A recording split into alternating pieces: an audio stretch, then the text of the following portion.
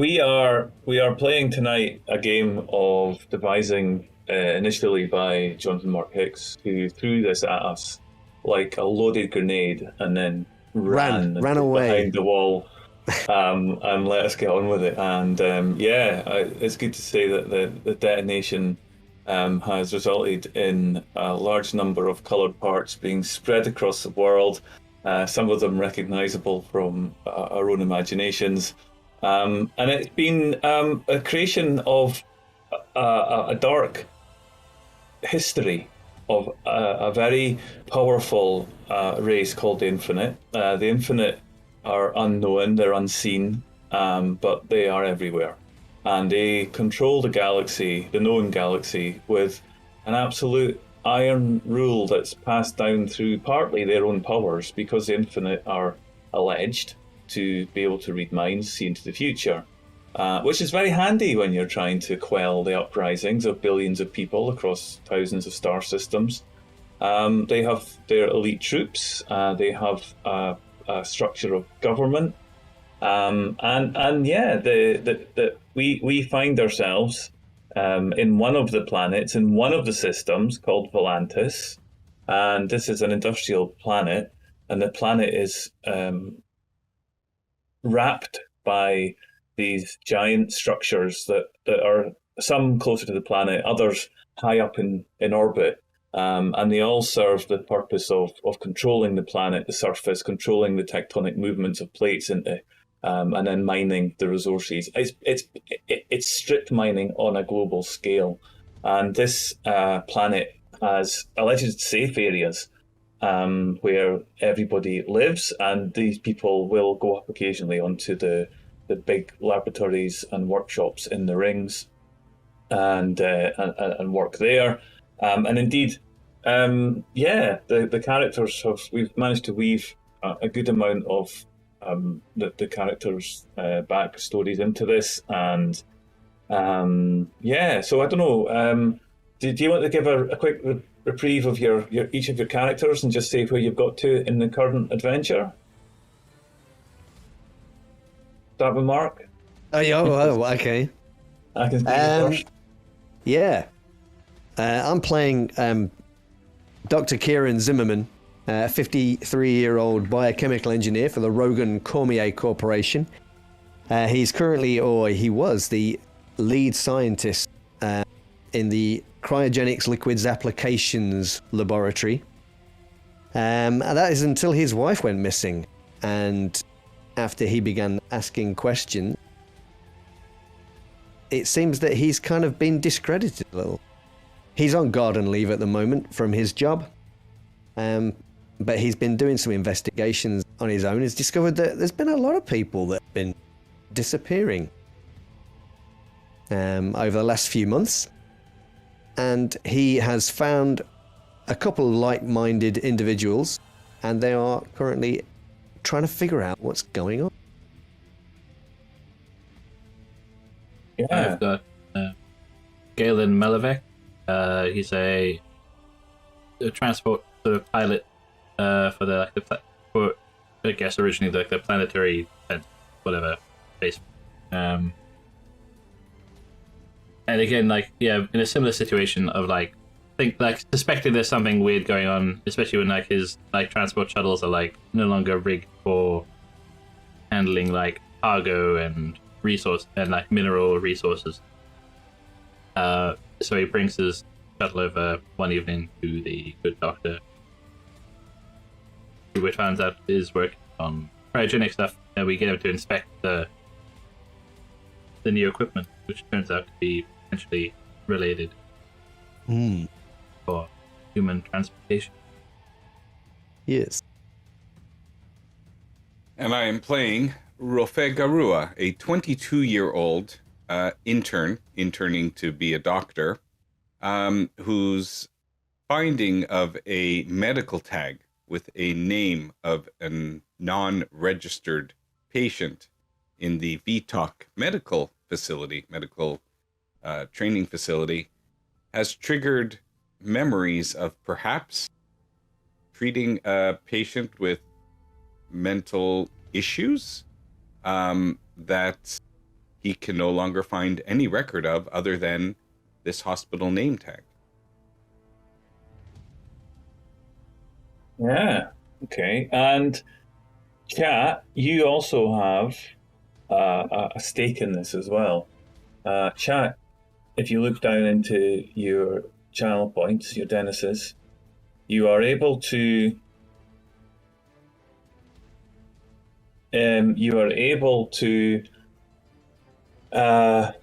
influence the story and also the fortune of all of the players that you just heard. And we're still getting to grips with this and how it works, much like trying to learn the languages of a new AI art program. It takes a while to get to know. So we're doing this. I can murder you, pal.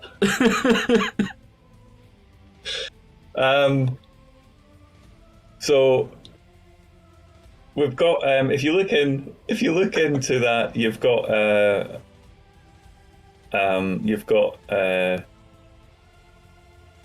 Oh, where have they gone? Have they been taken off? Right, anyway, we'll work on that. So basically, have a think as the story goes. Pretty soon, you're going to be able to influence the story. If you want to have something bad happen in the story to the players, based on where the plot and where the story and what's going on, you can choose. You will be able to choose that very soon. If you want something good to happen, you can choose that. But obviously, if you choose something bad, then it's not just going to be taken outright. We're going to have to work it and weave it into the story somehow. So we will do that. And also, if you do that, then if you give something bad in the story, then it actually gives the characters a little bit of extra fortune, so that they can then basically use that in such a way that it will help them in future roles. And that particular skill is called risk. So risk is the hit points and also the extra pool of information that they can call upon to roll higher if needs be. So, with all of that in mind, we had the story take us to your investigations, variously hunting down ships that appeared on the rooftops during a sector-wide blackout. And you saw these grey ships landing, and you hid away, and you found an individual called Alfred who had lost his wife. And going back to the ship that was used to transport, and previously had been checked out, Gallon's previous transport ship.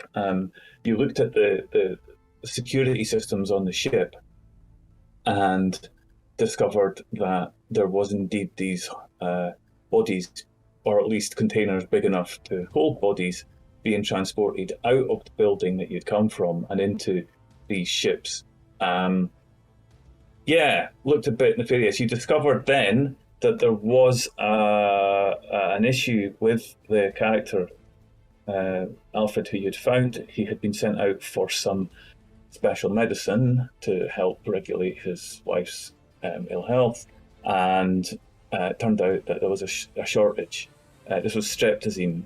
And it also turned out that Dr. Zimmerman knew this because it was used as part of a process of slowing down the body ahead of cryogenic freezing. And it seemed to be that there was some available in the city and in sectors, but a lot of it was being diverted. And it was being diverted out of factories and into a particular part of the sector, the hospital. But yeah, you were heading out to this. You were heading out to this place to try, or at least you were getting a night's rest, right? That's where.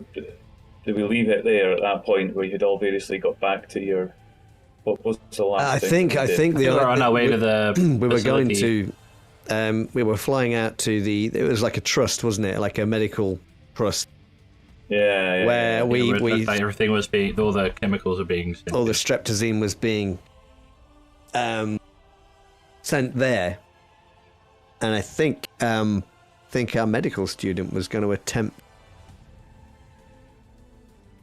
to inveigle his way in somehow. So we had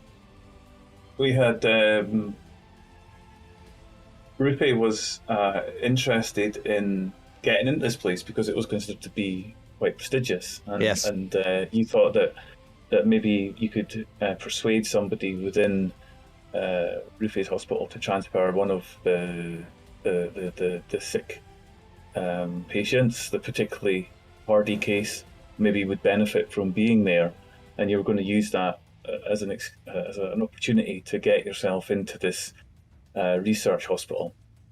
That seemed to. I think we also had another lead, didn't we? Which was the guy that was formerly a member of the Proctor's security detail, who's currently working at the Central Aviation Authority. Can't remember his name, but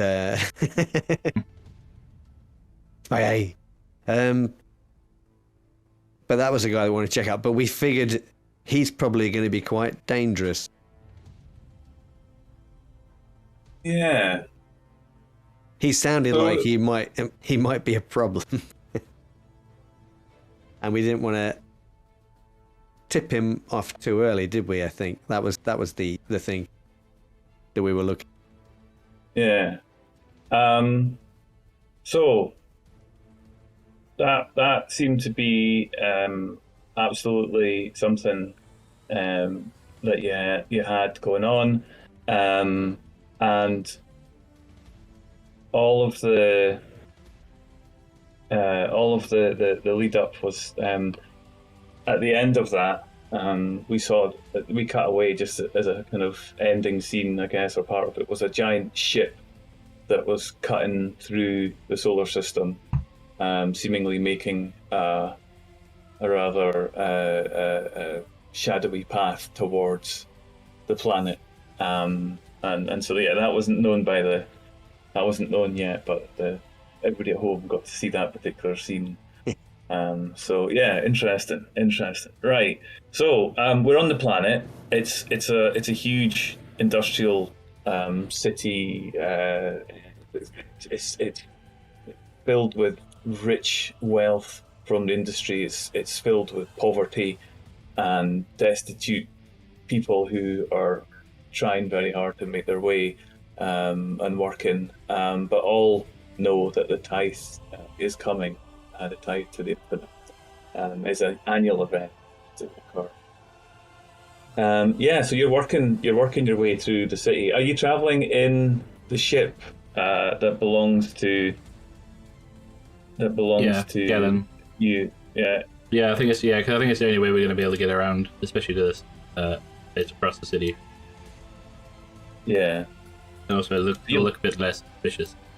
You live in your ship as well, don't you? So that's kind of like your home.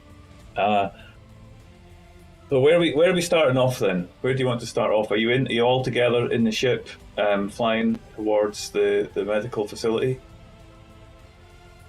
Yeah, makes sense. Sure. Unless anyone's outside, wouldn't recommend it.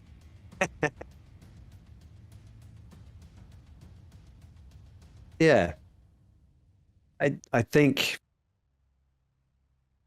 I think we'd be trying to find out what we can about this particular institution. I don't know if any of us are able to kind of find out any information that isn't necessarily publicly available, whether it's have the required abilities or skills. That'd be a technology role, I guess. I know they're holding all the chemicals, but I wonder if whether or not we can find out whether there's a project or something that this thing is being set aside for, whether or what the cover story is, maybe. Well, I mean, I know that this specific facility, there is a Dr. Minsk who actually specializes in research and treatment of anxiety, for which streptozine is the main medication that's being used. Luckily, or unluckily, at the VTalk, Dr. Mintz's son, Rory, this snot-nosed, overprivileged intern, who's in this hospital not because of the qualifications of his studies, but more because of his connection with being the son of Dr. Minsk. Now, he's not particularly fond of Rofé, or Adam, for that matter. I don't know why we happen to rub him wrong. But my hope would be to see if Dr. Minsk is available to meet with a friend of Rory from VTalk. And maybe I can ingratiate myself to him by using his son's name as the person who recommended that I speak to him if I wanted to further my studies in treating the anxious. Yeah. I also mentioned to the good doctor that I would love to spend the time looking up the information on the computer, but somebody has to fly the ship. Everybody knows. Everybody knows it's only a takeoff and landing you have to worry about. Some very tall buildings in the cities, not least of all the base elevator that you take off from, which is by far, obviously, the tallest. And the other attempts variously to position flight times to be short between the rings and the planet's surface have resulted in kind of halfway house skyscraper structures being formed with ships running the last miles up to the rings. So there's a bit of a circuitous route that you have to take if you don't want to draw attention to yourself. But certainly the interesting factor is around the Tanya Ellis Research Institute that you're heading to is the lack of traffic, and you approach that area, which it's set in a fairly sizable area of no buildings.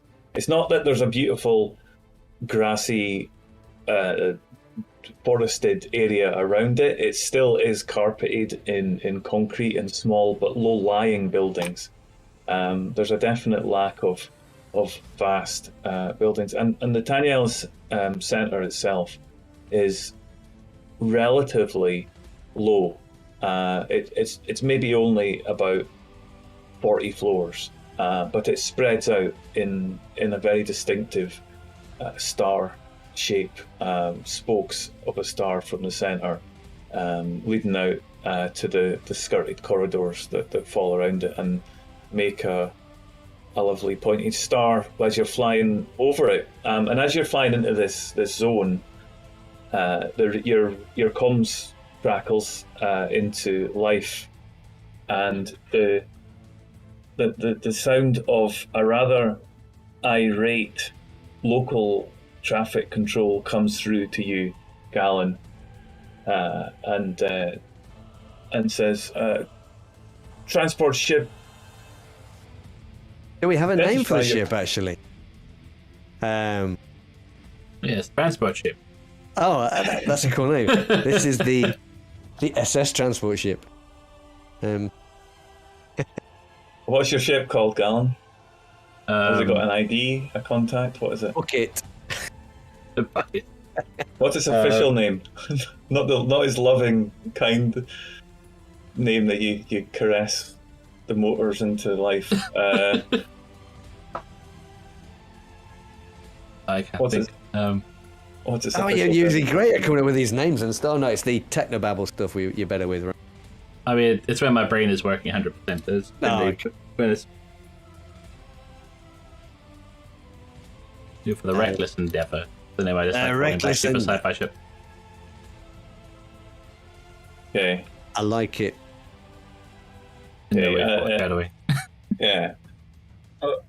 Reckless Endeavour, Honolulu Space Operations, you're not clear for landing. Please state your intention.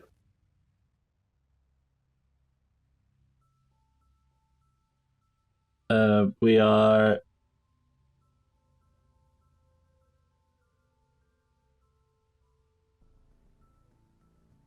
We're inbound to deliver... Streptozine. It's not working. No. Yeah, streptozine cargo as well as cryopod assemblies to the facility. These are fine. We maintain holding pattern. We Mm.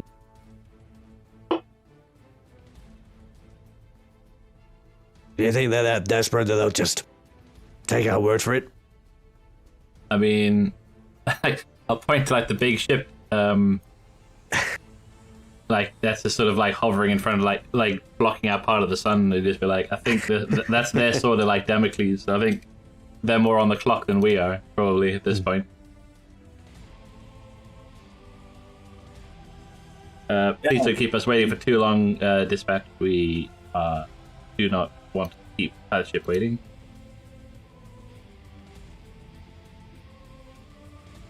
please proceed. Landing pad 6. Wait a minute, do you think all this streptozine is part of the tithe? That was just a guess, but maybe. And you see the landing pad light up. That its intention that you have that your ship's HUD, your AR, it just lights up. But now that you mention it, I have a very bad feeling about this. The drug, the cryopods, and all the missing people. So like, I'm sure it'll be fine. Let's go see what we can see.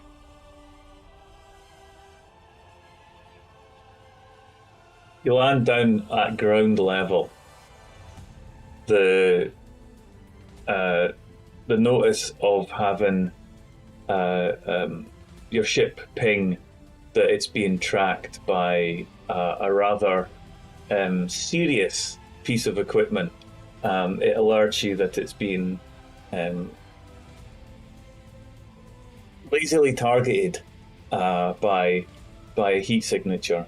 As you land down, and it's only because your ship has got some like extra, these little bits of extra that Galen has, because he operates sometimes just on the bit on the other side of the boundary of the law. Yeah, so he's got a little bit of extra on his ship, and it informs you not to be worried, but there appears to be a heat tracking signature following you as you go down to land, but nothing comes of it. You land on ground level and you are greeted by a door, very wide door opening, and coming out of it is a hover pad. Which is operating on much the same kind of technology that your magnetronic engines do. So it doesn't have any fuel. It just kind of operates on that nature. And somebody's pushing it. And the character, he just looks. You can tell he's not in it. He's basically scraping his toes along the ground as he walks, and he's just pushing this thing towards you, towards the ship. And then he stands and just waits.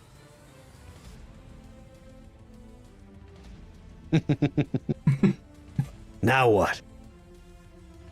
Maybe we should send him off to have a e-cig or something. It'll take a while to load. He doesn't need to be here and wait for us. Looks like he can use a break. Yeah, I mean,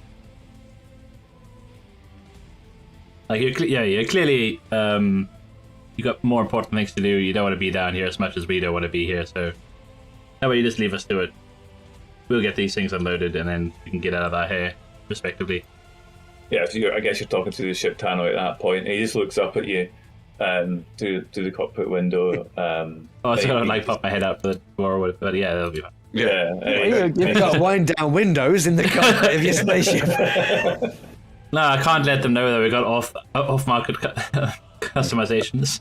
And he just looks up and kind of raises his head, nods at you, and then just leaves. He just points at that at the pad, and then turns around and just walks back. He doesn't walk back in the door that he was. He walks around the side of the building out of view. Yeah.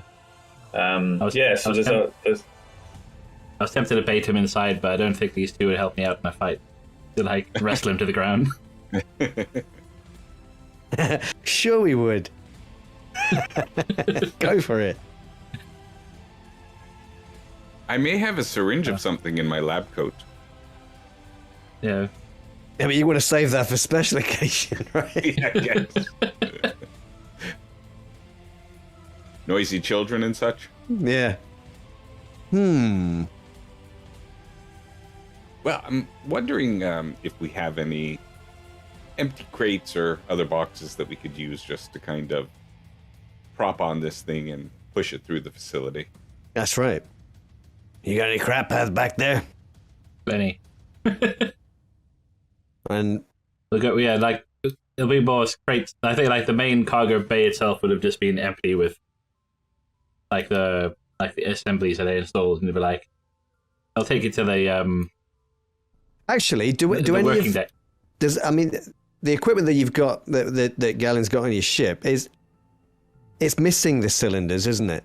Yeah, so like whatever right, so odd things that they loaded in. We don't have any of those that we could have used. No. Yeah, but maybe we could find some here. Maybe we just There'll be some crates hidden under the decking if you just. Okay. No, but I'm wondering if you have any old electronics recycling parts and metal parts from the ship that you've replaced and that are of little use that you just love to like trash somewhere because they're in the boxes under the decking. Exactly. Recycling them would be too much. So I don't like it. I don't like electronic waste. Just think of the environment. Exactly. Wait, this isn't electronic waste. It's human waste. What? Hey, that's your wife you're talking about. That's fighting talk.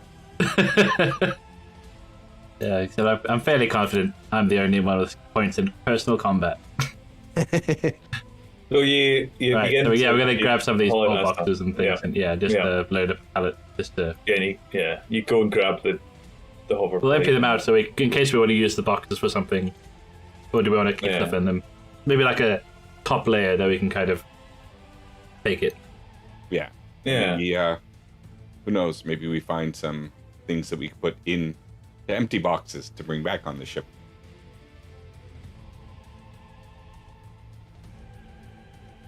So, having spent a little bit of time, the building that you're on, it's fairly luminous. It looks impressive. It may not be as tall as the other buildings, but it's certainly no expense spared in putting this together. There's a serious amount of cash gone into the frontage of this, and looking up, you can see that there's a number of exclusive-looking crafts landing on the top of the building and taking off Catstream. And then, as you're working, loading the stuff, the guy who he kind of trundles back, and he comes up to you, just slowly. He's a big, tall guy. He's just kind of walking slowly, but he's like still kind of dragging his feet on the ground. You're right. Is that everything? No, there's another piece of equipment up here in the ship. Maybe you can give us a hand with it. Oh, just take this. We haven't got much time, so just if you could. What do you mean you haven't got much time? We've got a ship to unload here. And he kind of looks up. He looks up at this guy, and you can just see over the top of the building this vast, pointy bit of shadow falling, and he's like, "Well, we've been told to double time everything. We've got about another 3 days, and then we've got to hand it over for the tithe. So, really, we've been told to make sure that everything that comes in here is brought in quick, and gets put into storage and ready. So, what have you got?"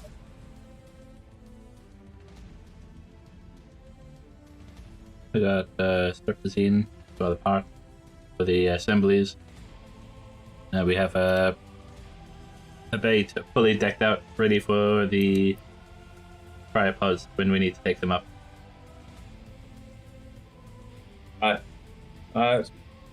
That'll be fine. Well, we'll get this lot stored. Follow me. I'm not moving it off. You can put it into the place. I'll show you where it needs to go. Right, Come lead on. the way. Let's go. And he just, like, tortuously slow, just chunk, chunk, chunk. we're in a rush. While he is moving forward at his union speed, I'd like to just observe him to see, is he using a key card at any locations to get in? Is he, how's he getting through different doors and different areas? If they seem to be locked, how he opens them. Yeah, okay. So this is foreshadowing to the point where we have to take his key card maybe later on. Yeah. So you're going in. You walk across the surface, polished, some sort of polished granite or something. It's super shiny. The light's reflecting off it as you walk up to this immaculate building, and you're going in through a loading bay. And it doesn't matter how much money you've got. A loading bay is a loading bay, and it needs to be functional. And if you have a lot of complex security and checkpoints, and that just slows stuff down. And they've been told to hurry things up. So the door opens as he approaches, and you're in the large room filled 20 foot up with shelves of boxes. Just the same totes made of polycarbonate resin or whatever these things are made of, stacked absolute high to and he pulls out his data pad and he keys in a couple of things, and he says, "Right, the next lot's supposed to be in aisle J, and it's supposed to be on that's down here. Let's go." And he's like continues to push down through the dark corridors. The lights come on as you walk down, and before you know it, you're in this. You're like 20 odd rows down what feels like some sort of nightmare based in IKEA, and you're just having this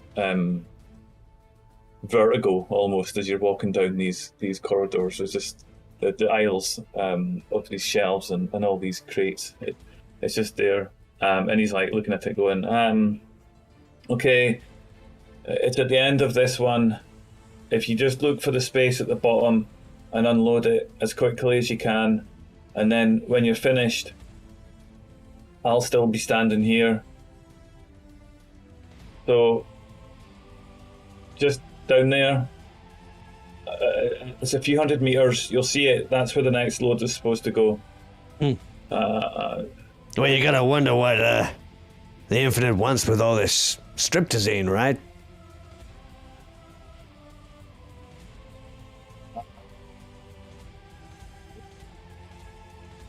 Don't really get paid that much to think about. Oh, you hide it well. Thing. Well, go on then. Just take the boxes and put them with the other boxes on the shelves with the boxes on.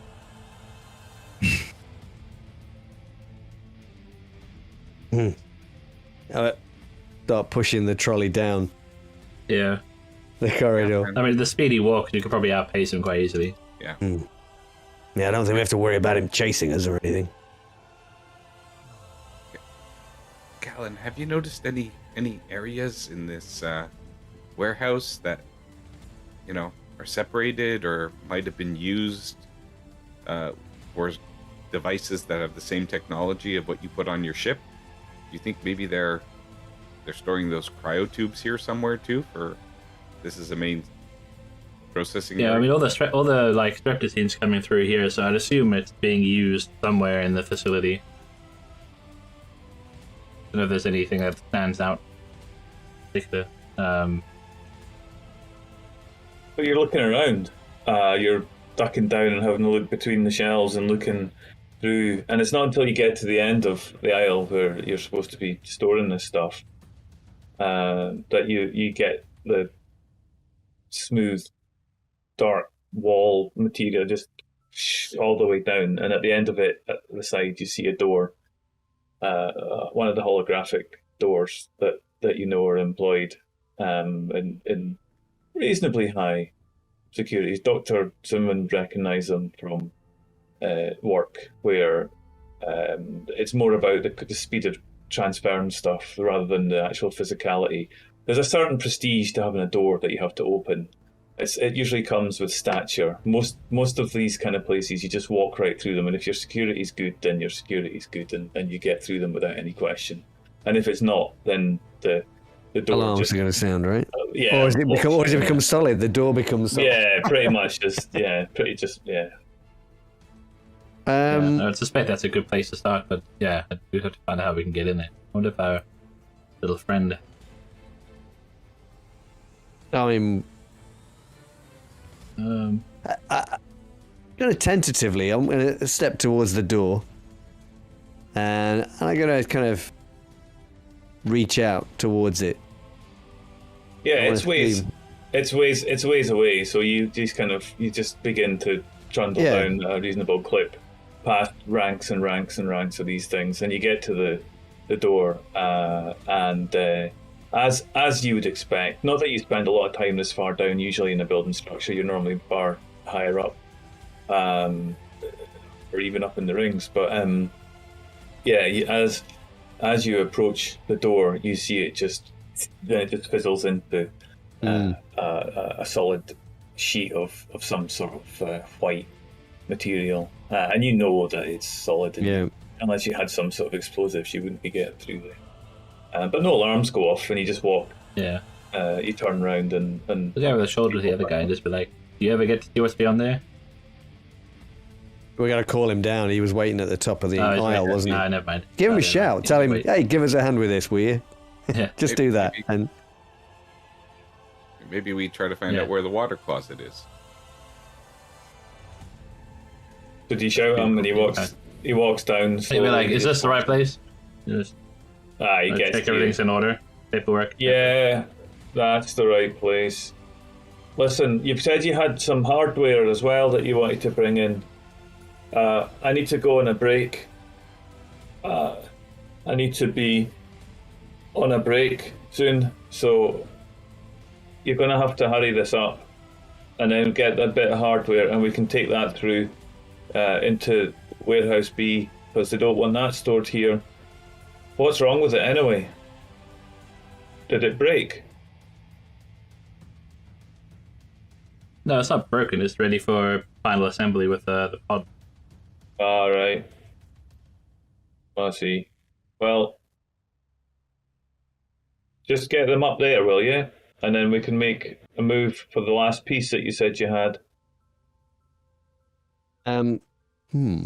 Yeah. If somebody has a good enough skill in that. Wondering aloud if... I have points, but I'm not that confident in him. But I mean, I take it that to kind of get his access card off him, it's going to be... Is it more subterfuge than stealth, right? Yeah. Yeah, you're trying to steal something, so subterfuge would be the way to go for that one, definitely. Yeah, I agree with that. Let's get back to the ship, and then we can do it there. Like, that way if it goes wrong, we can just bundle him into the... Okay, yeah. I got 4 in subterfuge, so I could probably do it. You know, if he has to take a break, maybe, he's been so kind to us. Maybe we give him a little drink on this ship. Yeah. I know that you have some crates hidden somewhere with some of the good scotch.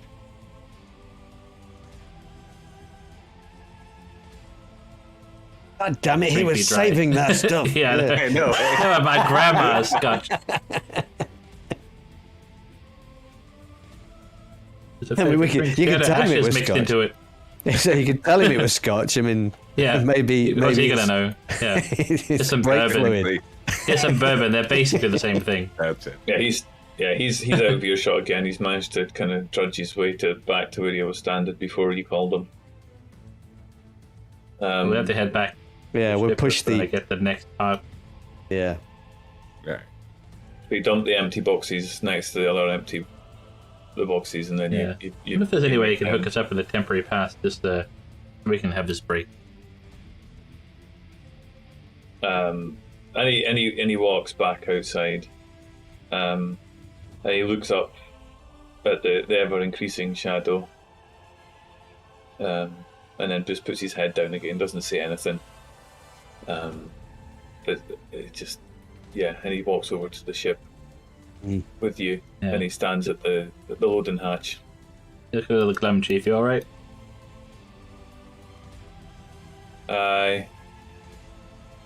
I'm all right.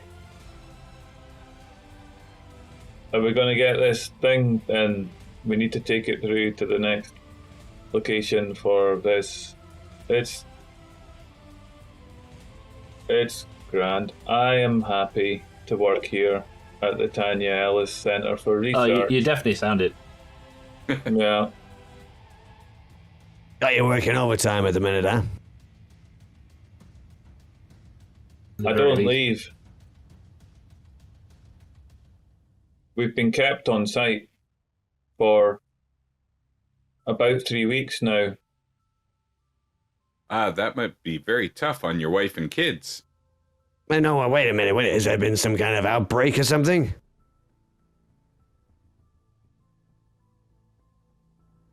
They didn't tell us what's going on, but I heard somebody say that we had a lot of cases coming in, so maybe you're right.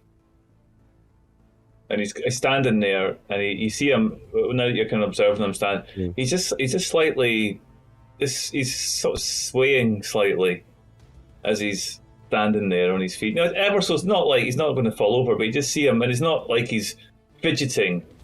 It's not that kind of sway. It's just a sort of like He's dead on his feet, and I'm wondering if a medical check might tell me if he's just overly fatigued or if he's being medicated. I mean, but you could do the whole, are you feeling okay? And Exactly. why don't you come and sit down? You look like you could use a break. Go for it. Make your medical roll on that. It's an easy check for you. It's not a successful check. I rolled an 8 total. Oh, That you can spend risk. You can It spend depends risk. how easy it is, Yeah. but yeah, you can- I think at this point it's even irrelevant what I think the thing is. I think it's just you don't look so good. I have some medical training. Maybe you need to just rest. We have a place on the ship. Nobody will see you resting here. They'll just think that you're helping us unload. But Sure. clearly you've been overworked. Take the weight off, just for a minute. I haven't slept for about 4 days. It would be quite nice to sit down. Yeah, go ahead. You showed us where we need to place. yeah, we'll do. Yeah, we'll do the job. You just have your break. Just sit down, relax. Let us take care of everything.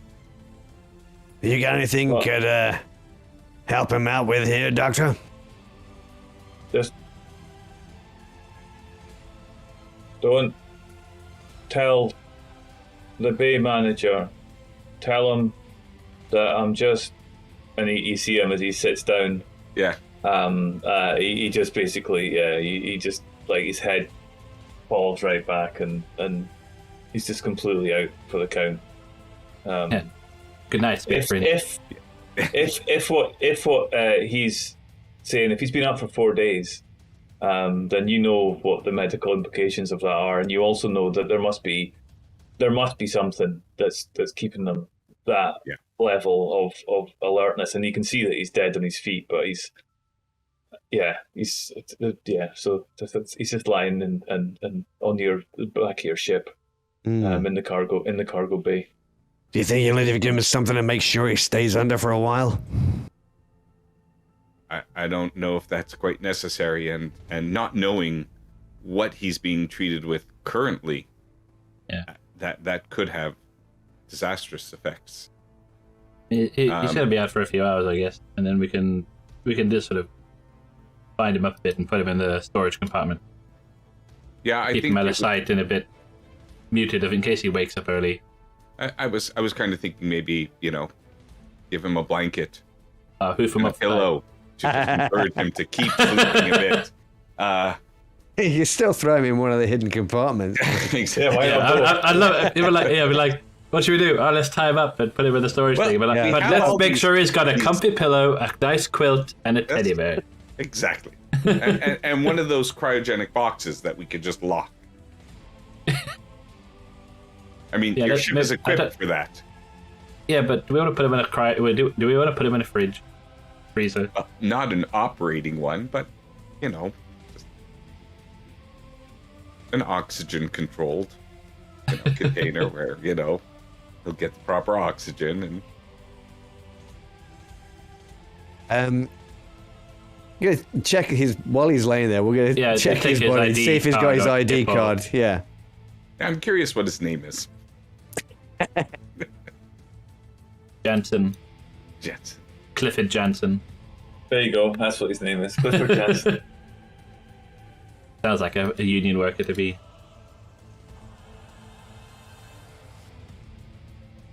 I wonder if Cliff is also missing any of his family. He's been here for quite a while. And do you think he'd know if that was the case anyway? I don't suppose they allow them to call out from here. Can I check his data pad and see, what else is expected for today on it? Yeah, sure. So, you open up his eyelid, and you run you open up the retina scan, you do the bio check, and it pings open, and you're presented with what is for both of you actually fairly familiar type of interface. He's a low-level grunt, so he doesn't have a huge amount of access, but you see here that there's a crescendo of activity building up, and then after that, in like 3 days' time, it's just nothing. Everything's clear, everything's gone. But interestingly, by now there aren't that many more ships coming in. It's more about internal movement of stuff within the building. So after today, he's on in like duty for making sure that there's goods, this striptazine is passed from the warehouse into as a steady flow into the various storage facilities at the bottom of the hospital, where it goes into tanks and then it gets distributed through the pipes and. Oh, right, okay. Which tells us that it's not the streptazine itself that is part of the tithe, right? Yeah, that's it. That's being used here. Yeah. So that's kind of the missing clue, really. I think that kind of confirms Gallen's suspicion. I think. Yeah, we can trace it through where it's flowing to know which areas to check. Dr. Zimmerman, is it could be possible that your wife is on the tithe ship? No, it's able to see if there is a way on this pad. Does it indicate at all any shipments to be brought to the tide ship today? Yeah, I think that's the other thing, right? We can see record of stuff that's coming in from the pad. Is there way to see shipments leaving? Nothing's left. Been no outbound activity at all, other than the passing of the delivery ships. There's been no there's no mention of him getting away. He's been on site the whole time, so that part of his story checks out. He hasn't, he's been there for weeks. With a little bit of finagling, you get into his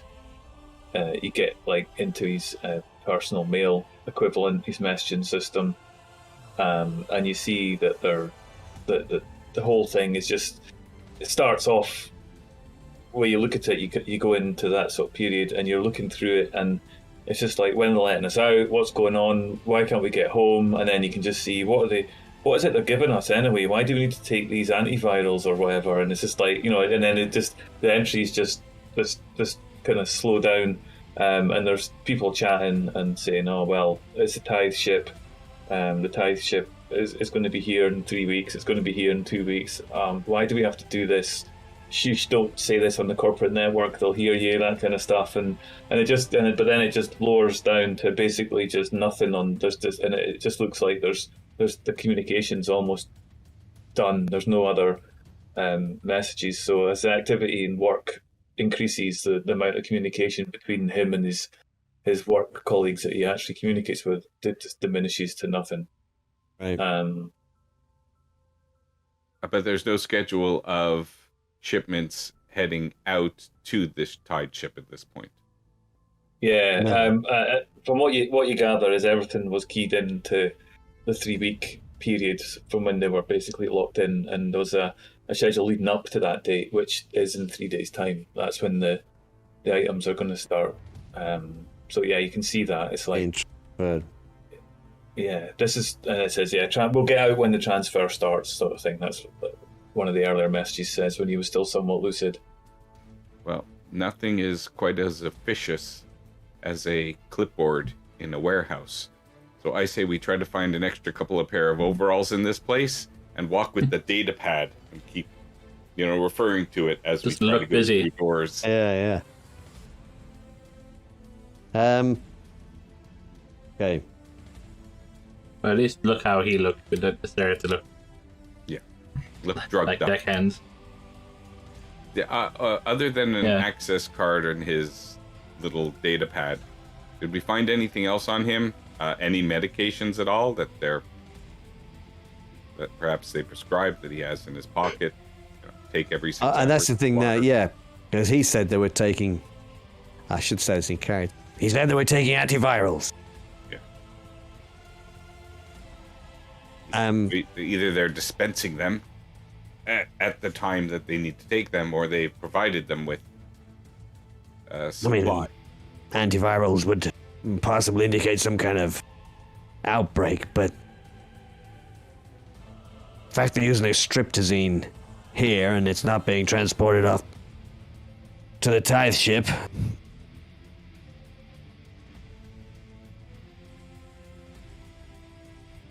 This looks very bad. Yeah, well, hold up some hope. At least we're here now, and then if any of these people are in this building, we can try and get them out. Like, the ship's already set to take some of the pods if we can get them out anyway. No. At least save some of them. Your comms crackle up, and over the screen, the heads up augmented display, you see an employee of the Tiny Ellis Center is standing in flight command type place. He's got decks of computers behind him, and he's looking up at the screen, and he says,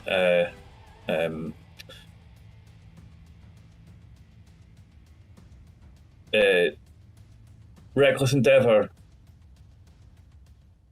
please give an update and ETA of completion of delivery, please.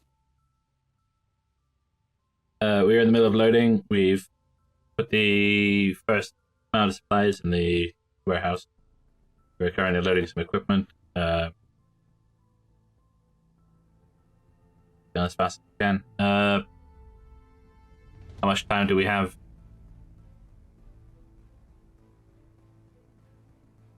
And you hear him mutter about, like, you can hear him off mic. He's like, "It's always the same when I get these agency people in. They're fucking useless."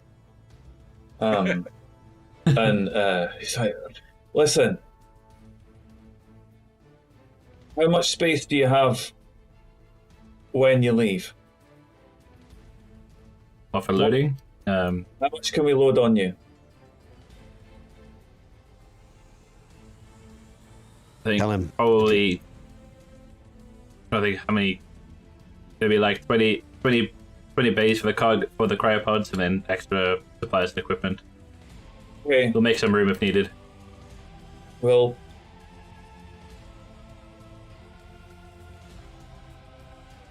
proceed to the warehouse B.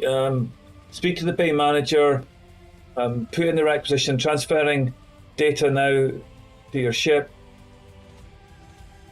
Get your 20 pods, get on and get out.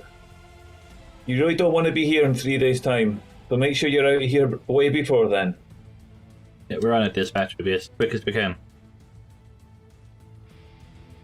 Alright. Thank you for flying and delivering for the Tanya Ellis Centre. It's been a pleasure. Then he just cuts off. Yeah, yada, yada, yada.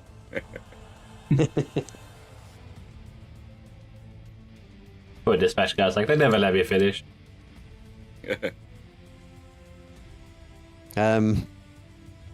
looks like there might be a way to get us more direct access. What do you think they want to put on your ship? I think they're trying to load up the pods so we can take them somewhere, whatever's in them, or whoever's in them. Well, they're... We'll check what came through on the data pad. It might be that we're trying to load them to another facility for final No, they dispatch. were sending the data to your ship's computer. Yeah, then you check through your usual means of checking through, and you see there's a code for something, and you don't know what it is, but then you never do because you just do, you present these things and the necessary happens. But it says keying data in now to directions, and your augmented display flashes up on the ship, and it shows a route beyond the next building and round the corner. It says, please make your way to door C for collection. After, I don't think we have any. Yeah. Let's go find Dorsey. RSD. Are we gonna fake dropping anything else off, or are we just gonna hope that no? Even. And I think the sooner we move on, I think the less chance we get caught out. Yeah. Right, and also, it seems that we're basically able to shortcut and get to areas that are going to have higher clearance. Yeah, might get us a big look. This is where we want it. This is probably where the Septazine is headed. So hopefully we get some demands. Yeah, and you walk around this plaza. It's just devoid of people. It's completely empty. The big warehouse, you look in as you walk past it, where the lights have all gone out. It's just a big dark aperture. There's nothing there. The door is still wide open. You walk around, three of you, to the corner, and then walk a bit further on. You see the door. Again, your data pads flash in the direction, so you know which way to go. It tells you to get the door, and you're presented with a scanner. You know what to do. You've done this. You flick the scanner around, and it reads the code, and the door opens. And it's another loading door next to the smaller door that you're at. The big loading door opens up, wheels churning as the thing lifts. Pretty large space, and then there's a giant is a giant loading platform, and this is one of the ones that are controlled. And there's actually somebody sitting in the cab, so it's and on the back of it are 20 dark tubes just hovering on the back of this thing, about sort of 2 foot off the ground. These tubes are just hovering there, just lined up, 2 rows of 10, side by side, and the cart begins. And the guy, he just looks down and says, "We weren't expecting any more, but it seems like a special case has been made. Get these back quick, will you?" Back where? What are you talking about? What's in them? Agency staff, eh? Best you don't ask the questions then. Oh, no, wait a minute. Fella back there, he said something about antivirals. What the hell's going on? They've been giving us antivirals. We'll be working overtime. Yeah, come on. Wait a minute. Are you sure there's nothing in those containers that might be contagious? What's going on? Just take them to the location you've been provided, hang around, and bring them back again. And that's it. You'll get paid just like every other time. What do you think, Captain? He stands. He walks through. He walks out to the front. The ship, and then he just pushes. He just leans slightly over. In transit. Just ping us the destination, and we'll get them to where they need to be. And the just ignore the new guy. The platform moved forward a little bit faster than what the last guy was moving. He's only been awake for 3 days. Yeah. And so he stands up on the platform as it's moving round, and you see it just floating through these big tubes, each of them about 7 foot tall, about 5 foot in diameter, just picked just the perfect size, like battery cells, to slot into the place on your ship. And he looks around and says, "Reckless endeavour, is it?" That's the one. And as he says, you hear another ship approaching and landing just a bit further down from yours. All right, I'll get these loaded in and fitted. It'll take about, 20 minutes if you want to take a rest. Break sanctioned, of course. It's yours. Just go through there. You'll be fine. Come and find me. Otherwise, we'll be sending somebody to find you. Yeah. You guys go ahead. I'll just keep an eye on this. Help these guys set up. See if we can get it done a bit quicker. Okay. I'm gonna head off in the direction. Going, Ruffy? Definitely. I could use a break. What do you think were in those pods? Did you see any identification marks on that? No, but I know what those pods are. They're the same as the experimental ones we were using back at the lab. Is there no indication of serial number or some area that would put information that would identify who or what could be inside? Well, there wasn't anything on the equipment in Galen's ship, so I doubt there will be on any of these canisters either.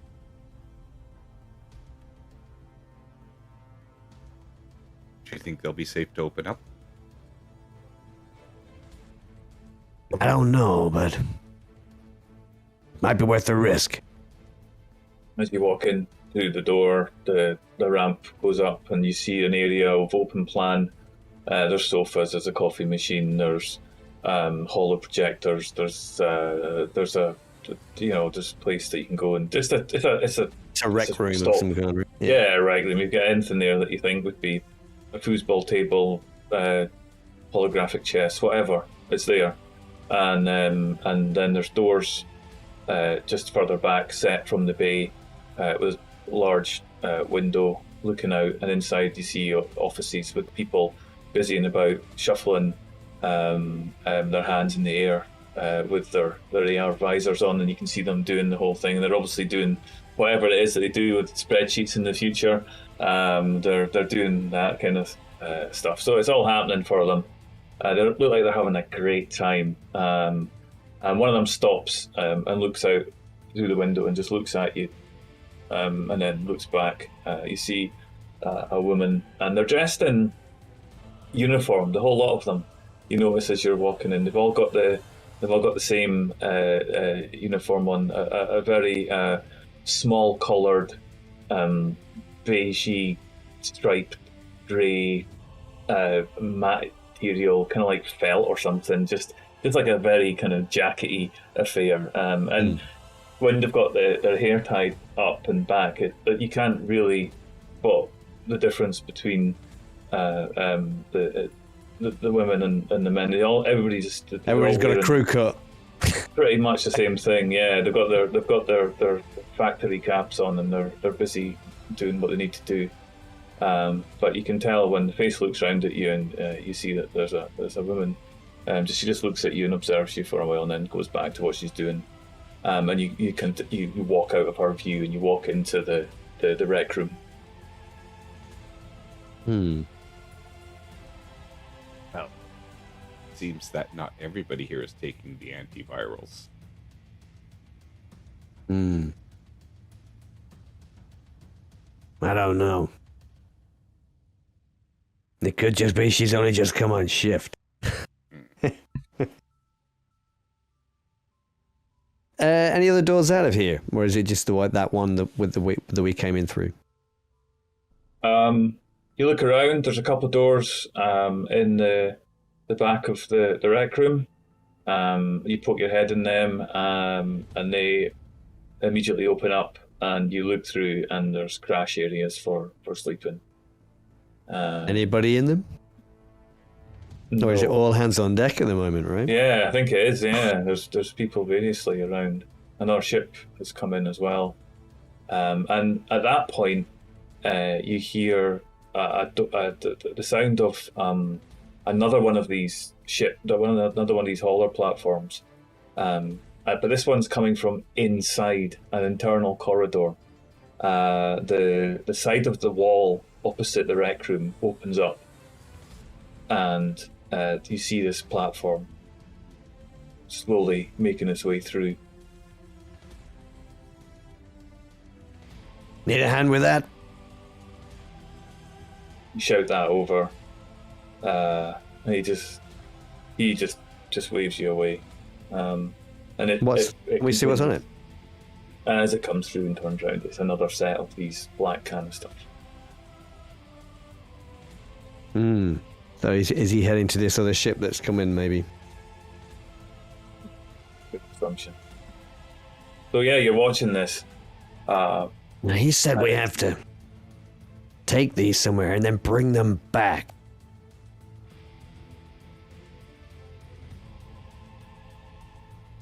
Wonder what that's all about. Maybe it's the contents that have to be brought, and they need the tubes that are coming back. This is highly experimental equipment. They probably don't have enough to do what they want to do. So they may be just bringing contents for processing in the tubes, and then bringing empty tubes back for refilling. Yeah, that makes a lot of sense now.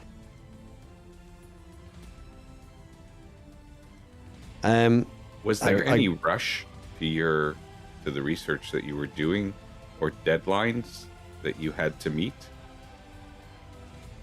No, I've been working on this project for years. I guess I have not been there for the last few weeks. I don't know if there's been a change in directive. Well, we should keep up appearances. And I'm going to go to the food area and try to pick up some coffee for Galen. Yeah. Maybe a granola bar, whatever snacks they are. He'll appreciate it. I think anyone appreciates granola.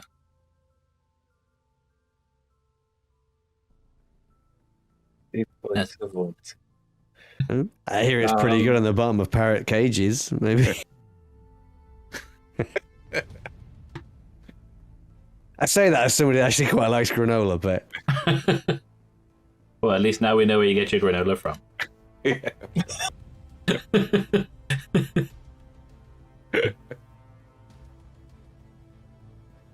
Okay, so you get your granola bar and your coffee.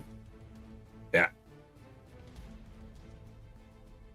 And as you're doing that, you watch the people. You cast your eye into this room of clerks, and the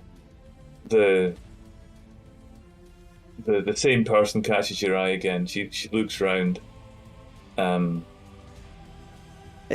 as clear as day, you see her mouth. I'm sure she said olive oil.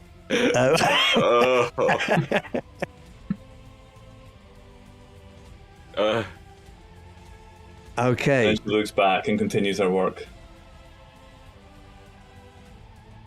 Do you think she's trying to get her attention? Maybe. Yeah, she's just like, Yeah. Help me! I've already got coffee in my hands and a granola bar. Maybe you grab her another coffee. Yeah, so I grab a coffee, and is she kind of occasionally like looking over at us, pleadingly almost? Is that the deal? Yeah. So she watches you. I guess you're walking back. So I think, I just hold the coffee up. Yeah. yeah. I like how rather than just going over and talking to her, we're just role playing out how she's trying to get the length she's trying to get you. Well, I kind of figure if we just walk in there, assuming we can just walk in there, and go through and go, do you want coffee? Exactly. Yeah. Okay. I'm just trying to see if I could get her, come get a coffee. Yeah. I'm assuming that we can't just walk into the office. Well, I mean, the only way you would know that would be by walking over to the office and trying. So Peek our head in. Yeah. Anybody could direct me to the loo? yeah, no. So you get to the window, and you see the door at the side, and you have no opportunity to get into that door. As you walk towards it, it solidifies, and the door just covers over. You don't have the requisite clearance. But as she watches, you notice her. She kind of looks to the side as you're walking down that. You're looking into the window and you're seeing her, and you can just see her. She's doing this, but her eyes are, she's doing what she's doing, but her eyes are looking at you guys, and just staring at you, watching. And yeah, she's definitely. And then you see her. She pulls her hands down, which is the way that you get rid of everything. She's just like that. And then you hear her talking. You see her mouth moving as you're standing at this door. And somebody walks over to her, and you see some another woman just shaking her head, like. And then you see her, and then this conversation's obviously going on.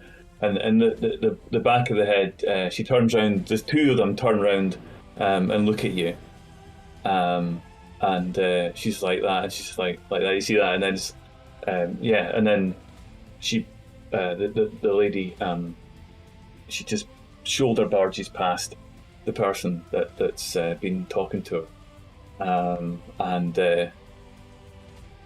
you just wait for a second, and as you're standing there, kind of just looking out the corner of your eye, and this scene that's happening in the window, the door opens and it breaks, and it appears open again. The opposite of what happened as you approached it occurs, and you see the woman standing there in front of you in this grey felt outfit with these beige lines down it, small collar, her hair probably tied up in a hat. I just hand her this coffee mug that I'll go. And she looks at you and says, You're from the outside, right? You're not working for the Ellis Centre, are you? You're delivery. We're contractor. Listen, this is terrible. Have a look in what you're bringing back. It can't hurt you. Just look in it. Be careful. There's an alarm. If you trigger it, it'll notify security. You'll be boarded, and the ship will be taken from you and forfeit. It's okay, it's not my ship.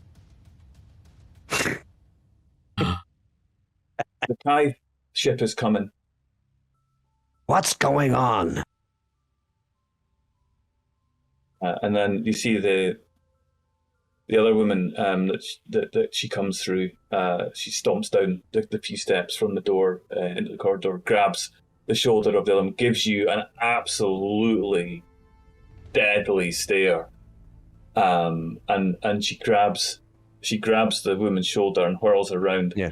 And as she spins, so you say the loot's over there, right? Just through the door. Thank you. And as she spins round, she reaches out her hand and basically slaps where you had she took the coffee from slaps you already and kind of slaps it out of your hand, and then you feel something in your hand as she does that. She just kind of spins round and knocks the coffee off, but you feel something else being pressed into my hand.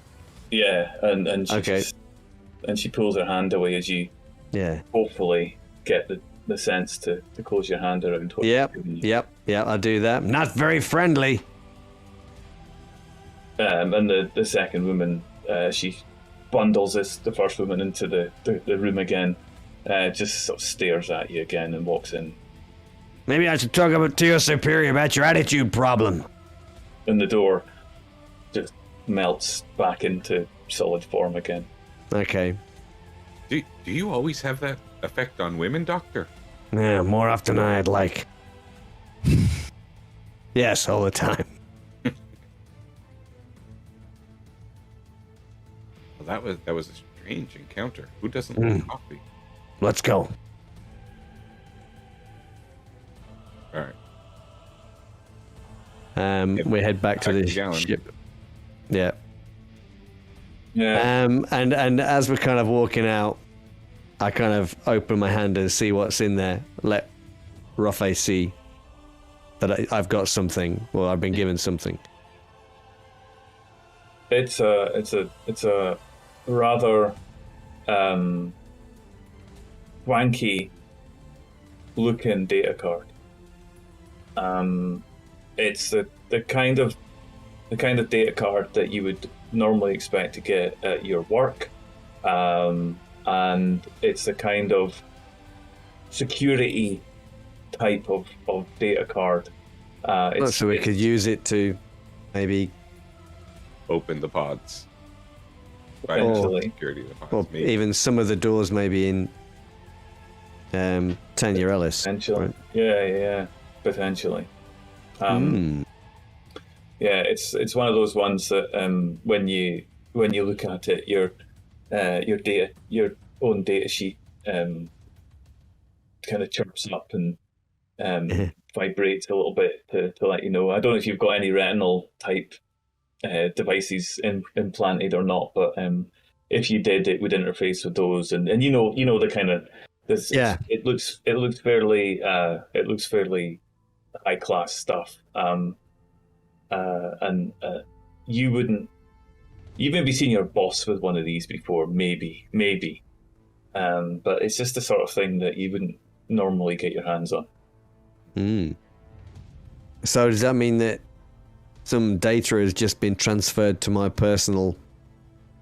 Do I know what that means? Yeah. So you. It's right, I've been taking the antivirals. It's fine. You get back into the ship, and Galen, have you just finished working on this, or has anything happened? Have you attempted anything else while this has all been going on? Do we need to come back? I think because they kind of came back before I called them, so I think we're probably like in the final stages of loading stuff up. They came back early. Yeah. Like too eager to get back to work. That's what makes you stand out. I just wanted to bring you the coffee while it was still hot. Yeah, you also walked faster than 1 mile an hour, so... Yeah. Black too sure.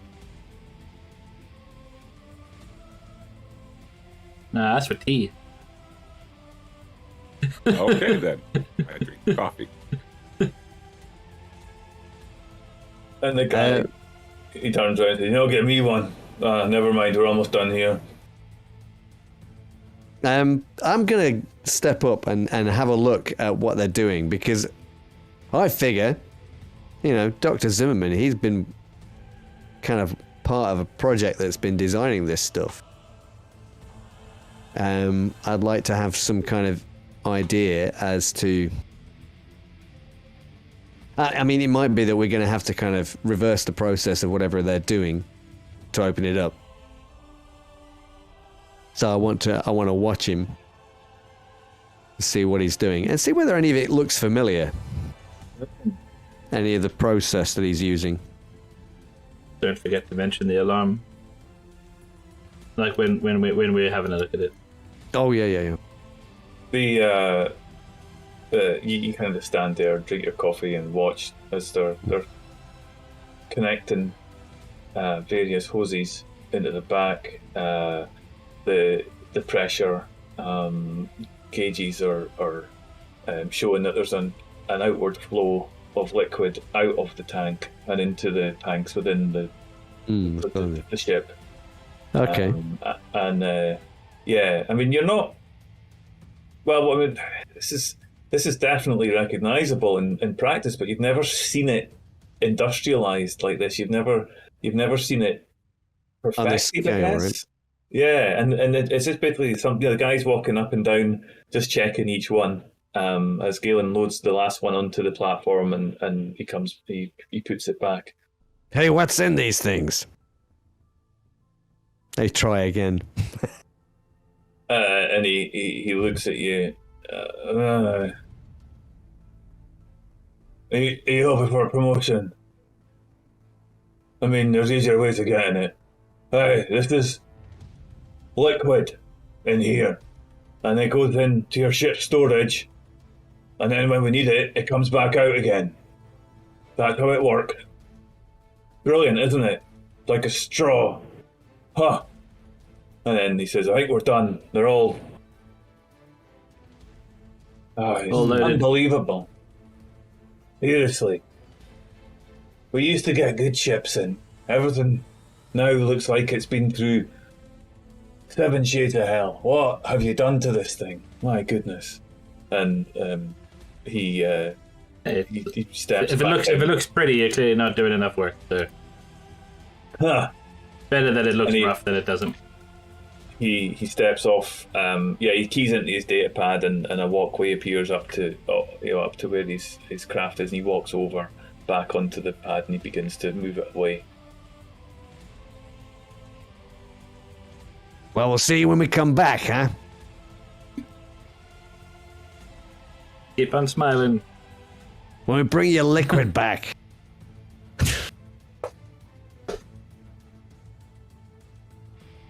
Yeah, he just disappears off out of view from the ship where you're standing at the back looking out. And the other ship is going through what looks to be their part with their cargo bay facing you guys, and you can see in, and they're doing much the same thing. There's a platform there, and they're hovering these into the back of the ship, but they're a good few hundred meters away. But yeah, you can see what's going on over there. Any markings on that ship that we might be able to identify it by later? That other ship? So like a serial number or something? Yeah, interestingly, as you're looking and observing that ship, it looks a little bit fancier than the ship that you're on, and also the interesting thing about that ship is that it's grey. It's just like gunmetal grey, the whole ship, and it's a bit sleeker looking. You think that this could very well be one of the center's own craft, and you fancy you recognize it. Yeah. This looks awfully familiar compared to the type of during thing the that power you saw. cut. Yeah, on Gallon's ship.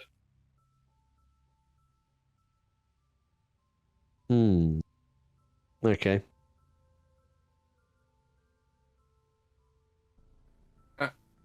Gallon, not to insinuate anything, but if you were to want to track a ship for the future, like let's say just, to see where the cargo is going, which warehouse it might be, for non-nefarious reasons, obviously, is there a way that you would go about doing that? I mean, the hard way is like all of his flight data and active tracking would be tracked by several different systems. Just because, yeah, they'll be on a tracker map for like from civilian all the way up, just to know where everything is. However, yeah, the other way is you'd have to put on a manual tracker of some sort. Well, we're probably not going to get the opportunity to do that, are we? I would have thought here. Unless we can get up close to it. You have a tracker or something aboard? I mean, have a rum around. if Yeah, if, like an if active they're going in to get stuff to load, the ship might be left alone for a few moments.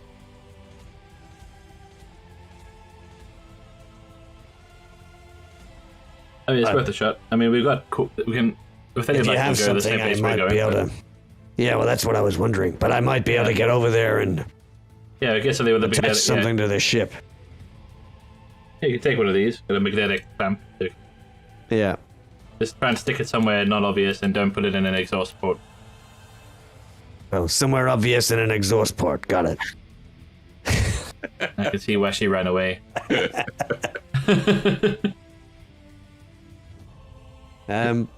Okay. I take the device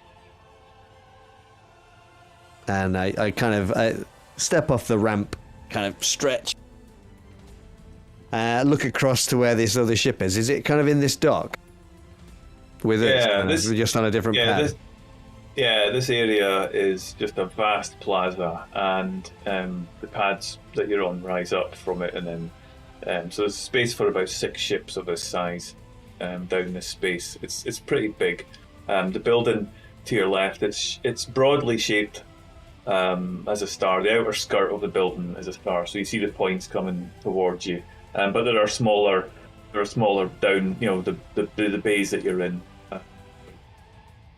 The actual height of the building is massive, and it creates this shape that you're in. So, and it goes out and stretches for a good distance before you start seeing the edge of the housing and the estates. It's got a vast exclusion zone, which it just goes to show the stature of this company and the importance of this place to have this much space in one of the sectors. I mean, you're doing a quick recce. This could well be 10% of an entire sector just dedicated to this one building, and they are big, and you know that, and they are rich, and you know that, and yeah. But this is it's absolutely massive. So yeah, you see the space, but the ships, there's 6. You recognise 6 bays, so it's a big open space. The building to your left, and the houses begin like probably, I don't know, an airstrip, an airfield a bit more away down the other side. So you've got there's a lot of space, but between you and the ship and the other landing pad, it's not that far. Okay. We'll start looking up the cargo bay on our side. Yeah. Prep for departure. Well, And I think while Dr. Okay. Zimmerman is out, I might go out and stretch on the dock area as well. And just in case cameras tend to be, observing moving things, I think I'm going to, while Dr. Zimmerman is like just casually going over to the other ship, I'm going to start to do some Tai Chi exercises on the dock. I'm going I thought you do those like when you're out of the ship. swimsuit kind of stretches. All of the stretching and the Give them something to look at. Yeah, exactly. I'll use my charisma to kind of, if anybody is observing anything on anything, They're going to be drawn to the Patrick Swayze in Roadhouse kind of. Yeah. Excellent. Appears to be a man in Speedos on the flight deck who thinks that he's distracting the camera with his movement, and it's actually the fact that he's just wearing Speedos. It's a bold statement. I'll give you that. Okay, so this scene happens. The camera pulls back and Diet Coke you break. see Rupee giving it the whole Tai Chi, becoming pear-shaped as he's doing these grip exercises. And Stripped you to the see waist. Dr. Zimmerman walking casually over to this shadowy grey ship that is busy loading on tubes that hover about 2-3 foot off the ground. 7 foot tall, black. I don't know. What do you say, about 5 foot or so in diameter, maybe a bit more, and just they're busy doing that. And I think that's probably it's a good place to take a break, isn't it? Just as Okay, yeah. we get back to find out what the outcome's going to I think be. I'll step out for a little Tai Chi on this break, and I'll come back refreshed. No, you got to do it on stream. Everybody's watching. Yeah, That's the we'll, break. we'll just maximize Jake.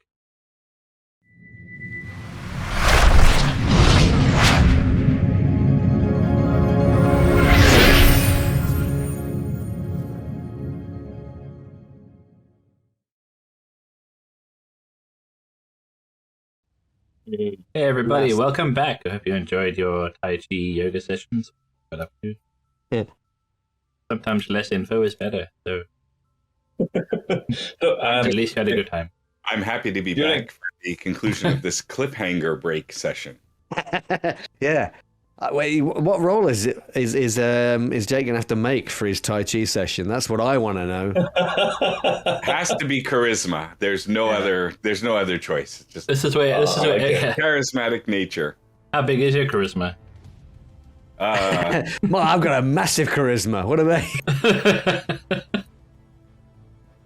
Is charisma also ego in this game? That's the main question. I've only got a 2-point bonus on my charisma. Why not? It could be. It is now. Yeah, all of the above. I have a 4. So Oh. I roll a 9. I am not that impressive. I don't know, it depends how easily impressed they are, to be honest.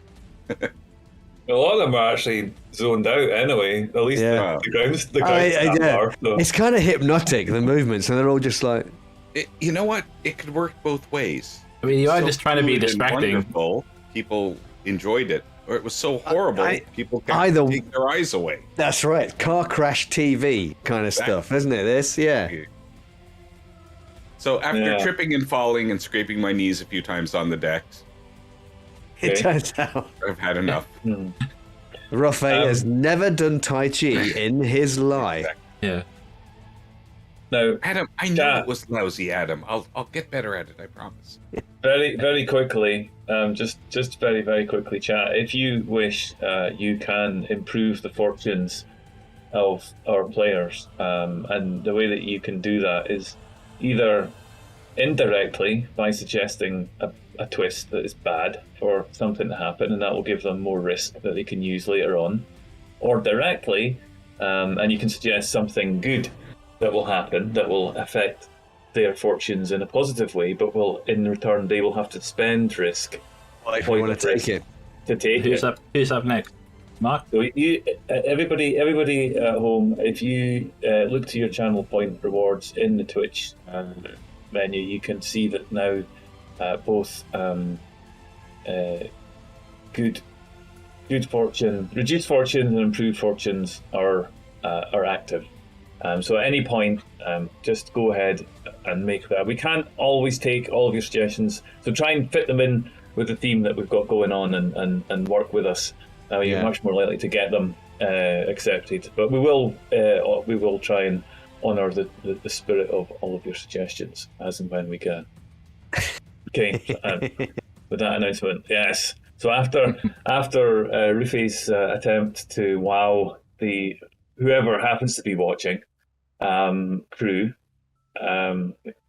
probably the gunner spotter on the roof or something has got you lined up. It turns out that Ruff has actually been dancing around in front of the one camera that was actually a dummy. Yeah, the post sniper spotter up top is just like, I can't look away. But it had a red light on it. I assumed that meant it was real. We have to use the big scope. And yeah, so the next attempt to try to get the upper hand in this situation is with Dr. Zimmerman, who's casually, nonchalantly walking over the divide between the two platforms. Yeah, now everyone spend your points. Look, you might think I'm the most hated member of IMT, and you're probably right, but you're assuming that people are actually watching. So, right. So, all right. Dr. Zimmerman, what is it you're doing? How are you approaching this? Now, you said there were people there unloading and loading up the ship, right? Yeah, that's right. There's the one person that's quite obviously from the Tanya Ellis Centre, has the requisite uniform on, and there's a ship's captain. Who, interestingly, as you approach, is also wearing a recognisable uniform, but not of the Tanya Ellis Centre, but rather that of the Flight Academy. Oh, is that part of this Central Aviation Authority, by any chance? Yes. So you recognise the insignia of the CFA, and you recognise the relatively junior element of that within somebody from the academy. But yeah, that's who you see. The two characters are busy doing exactly what was done on your ship, and they're fixing up. Then loading up these tubes onto the ship. Okay. It looks a little bit sleeker inside. It's a little bit, the ship's maybe a little bit smaller. It kind of looks designed just like it's almost for purpose. There's proper bays for each of them. There's not like they're just stuck on the floor. It's like there's proper bays and we had the equipment kind of retrofitted into the ship. Yeah. Right. Okay. So I think I'm just going to approach. I'm going to be kind of. I'm just going to walk up towards the ship. I'm just going to. I'll say to the captain. You say he's kind of a younger. Yeah, younger looking chap. Yeah. He's wearing his uniform, and he's busy. They're busy just loading up. Yeah. So, say that's a fine-looking ship you got there. He puts down the last bit, and he's like, he looks over as he's adjusting it. And the other guy's, no, he says, just put it there in that way, pal. No, you just get, aye, okay. And he's like that. Hi. Yeah, thanks. Yeah, all right, isn't it? Yours? Right. Mine? What do you think my parents are made of? I look back at our ship. He follows your gaze, and he's just like, is that your ship? Well, I just work on it. Huh. Well, yeah, this one. I wish it was mine. It's Where'd you amazing. get it from, huh? How'd you land a Well, cushy yeah. job like that, huh? Well, it's all hands to the decks. Everybody in the CFA is getting ready for the tithe. They even got us. I just graduated. It's brilliant. I couldn't believe my luck. They took the top 5% of the class and said, "Hey, right, got your jobs." I was like, "Wait, we don't even have to go through." And Nick cleared it. It was great. It was excellent. It was excellent. We just had to go straight in. Absolutely fantastic. I couldn't believe my luck. My parents were overjoyed. They said that's us set for life. They said that's absolutely fantastic. Yeah, and I get to fly this. It's amazing. The ships are amazing. It looks brand new.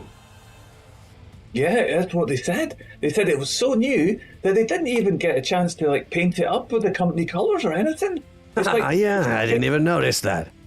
it's out of the factory line. Yeah. And I'm gonna kind of just kind of run my hand along the side of it as if I'm kind of admiring the ship. lines. Yeah. Lines. And kind of duck underneath as if I'm inspecting, just checking the ship out. I have no idea what any of this shit is, but I'm gonna look like just because I'm kind of admiring this ship. Yeah. Maybe you can imagine that they're being role played by Ange. They can just make up whatever words you want, and they'll believe you.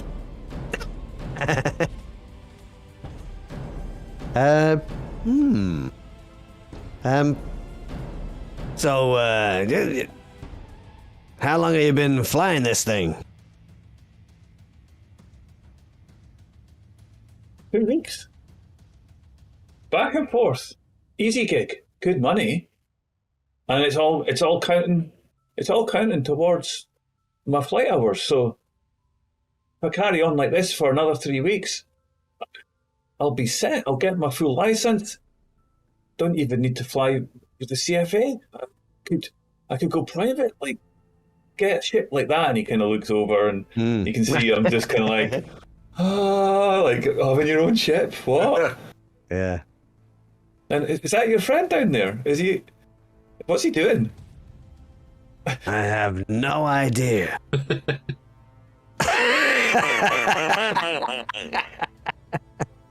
And while he's kind of distracted looking at Rofe, I'm going to attach this thing to the underside of the ship. Now, I'm hoping I can use stealth for that because if you say no, I will still roll subterfuge. No. I think because at this point in time, you're just trying to get under the ship. Yeah, You're not trying to do anything. Subterfuge is probably more. Actually, subterfuge is probably more appropriate. To be fair, at the point of you're trying to get out of his space to get somewhere else at the moment. I mean, that's you just don't want to be noticed. You just want to kind of throw your voice as you're actually sounds like you're close to him, but you're actually away from him. And you've engineered that situation, so your call. Your call. You go where you're. I mean, I know what I want it to be. It just doesn't feel like that's what it is. Well, you must go to sleep tonight with the thought of a game well played. So give us a subterfuge roll and hope it's a good one. Oh shit! It's a terrible roll, and so I'm gonna spend a lot of risk. I think. Ooh. I've rolled a 4. With my 1 in subterfuge, that makes a 5, which means I need to spend 7. No, risk I think to make it 12. I think I can spend double risk to give you half risk. Yes, So, that's. And you are actively helping. You are actively helping. So I guess it makes sense. So if I spend 5 points of risk to make that a 10, would you be willing to spend a few points to? Yes, so I will Would you spend make 4 that up? points out of my 10, Okay. and you can have your 12. So I'm going to Thank you very much. 6. Otherwise, Teamwork. it has to It's like really bad teamwork. Exactly. Yeah, like, what's That's your friend how it doing now? works, Like, I don't know. What was I talking about again? Yeah, and that's at that point, I think, is probably when I kind of come up behind this guy as he's kind of looking at Ruffy, and I just go, I have no idea. It's it must be some sort of worship. Is he some one of those New Age infinite worshippers? Is he doing some sort of dance to bring the good fortune of the infinite upon us before our tithes? I hope he is, because And I'm kind of walking backwards now towards our ship, kind of this guy, and I'll be to be fair, I think he might be a little. He took a double dose of the antivirals. And as he does that, I'm turning around and saying, Yeah. "No, Adam, that's the way the movement goes. Clearly." It was good talking to you.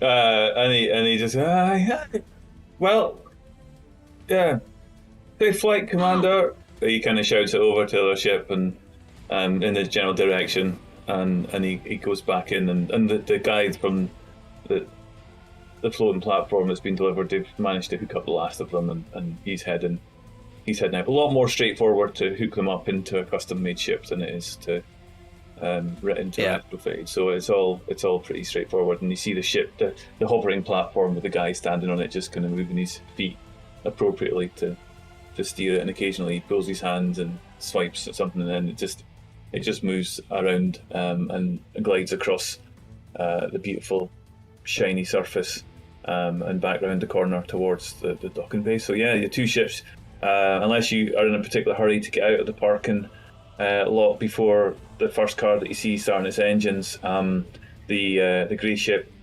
closes up its hatch, and you watch as it almost silently, without even ruffling the air around it, begins to rise up.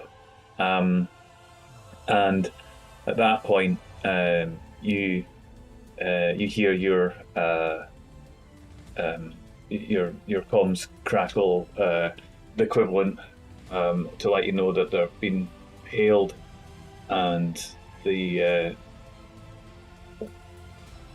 flight command are back on, and they're saying, "You're free to depart. All ships should be off landing pads. See, please do make your way. Your cargo's been confirmed as installed. Everything is right. Your coordinates have been transferred to you. Please get back to us within 16 hours. Roger. Uploading coordinates now. Prepare to take off.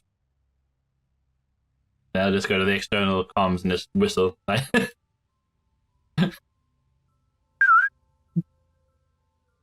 Yeah. And as Get back on the ship.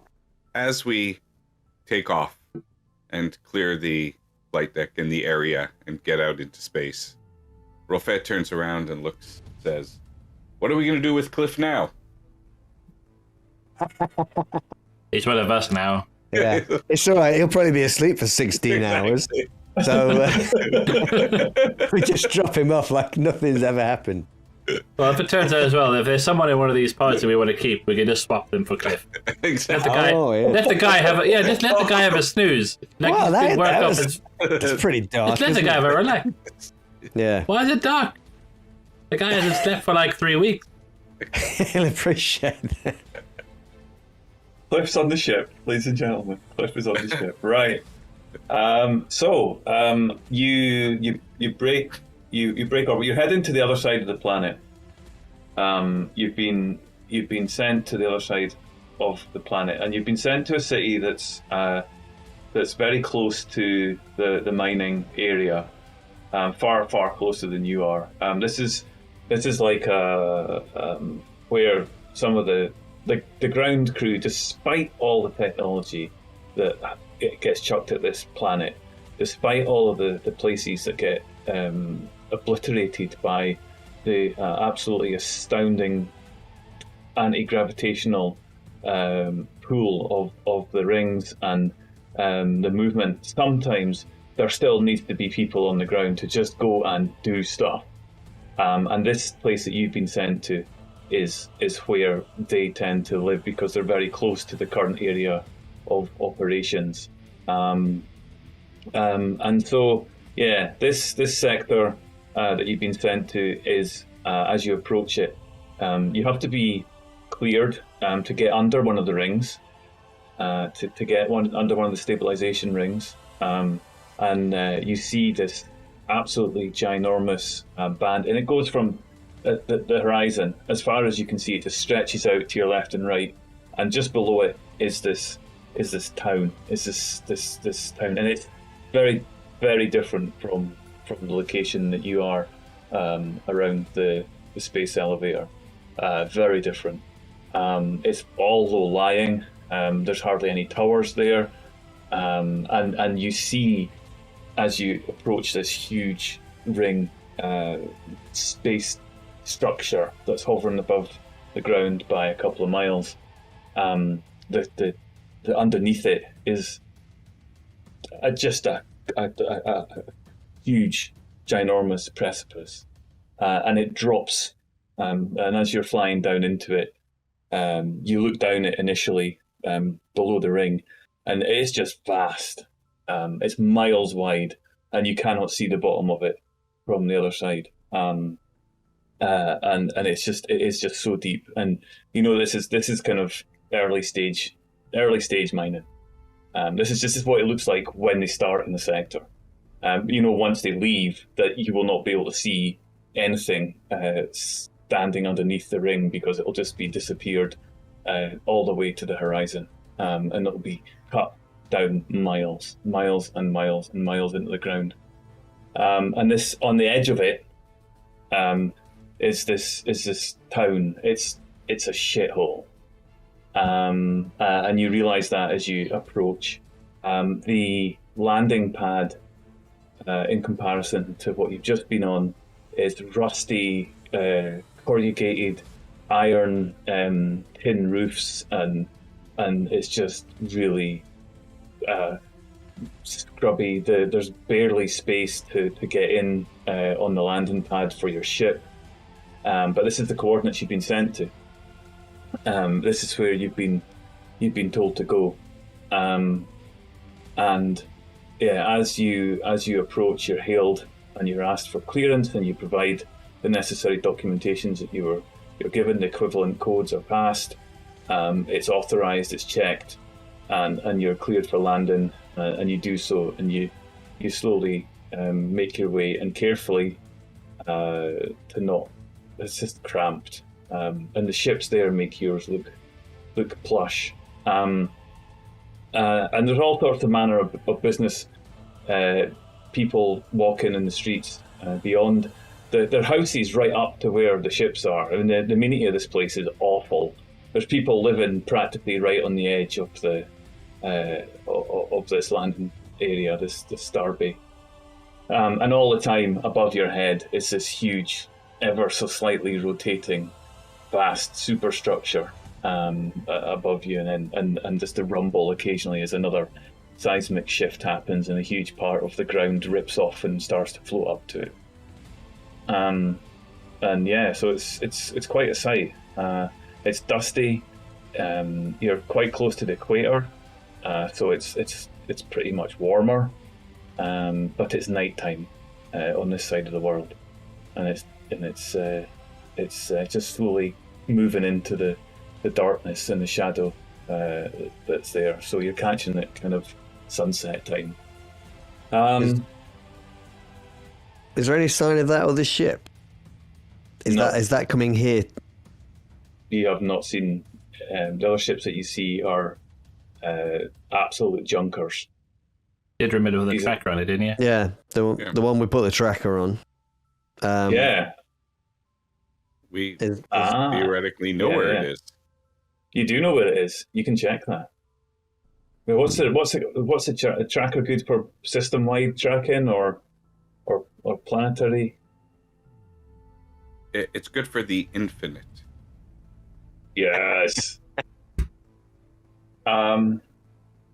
Yeah, so this other ship that you've been watching, your paths were kind of broadly the same for a while, but then it has diverged and gone.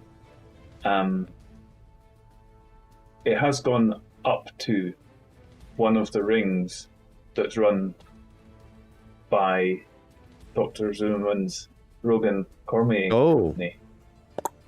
So it's gone beyond and up into the edge of space where the outer rings locate. I wonder what they've got going on down here.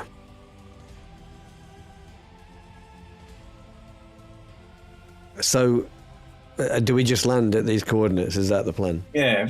Your ship indicates that you have arrived at your destination, and as you do that, you're hailed. There was one thing. While we were traveling, we were going to open up one of the canisters. Check the pod. Yeah. Yes, I completely forgot about that. With that security key, if that unlocks it, with triggering an alarm. Yeah, I'm gonna. I mean, I think what'll happen is that I think I'll call Rofe down to the cargo bay because we may need a medical professional, assuming just in case there is somebody in there already, which is unlikely at the moment. We think that they're actually probably loading them up, but just in case. And then I'm going to attempt to try and open one of the canisters without setting off the alarm. So I'm kind of going over all of the systems first, and I know I'm vaguely familiar with some of them. And so I'm looking for the bit that might possibly have some kind of alarm that would trigger.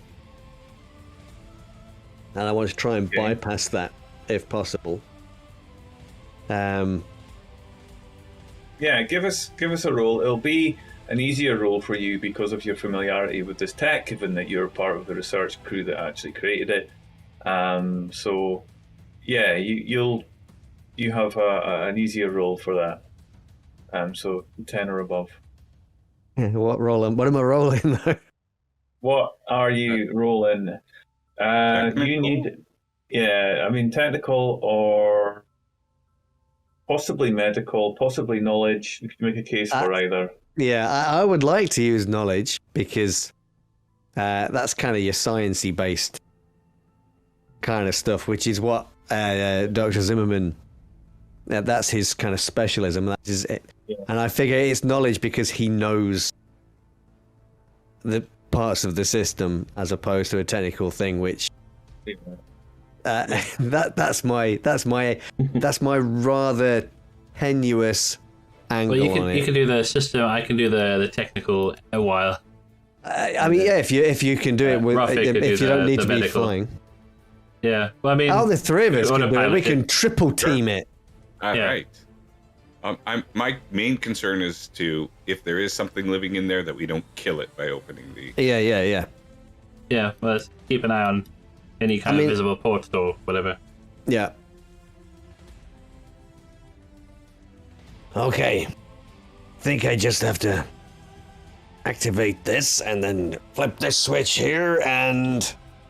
Then the ship explodes. I have rolled a 6 with a +7, so that's a 13.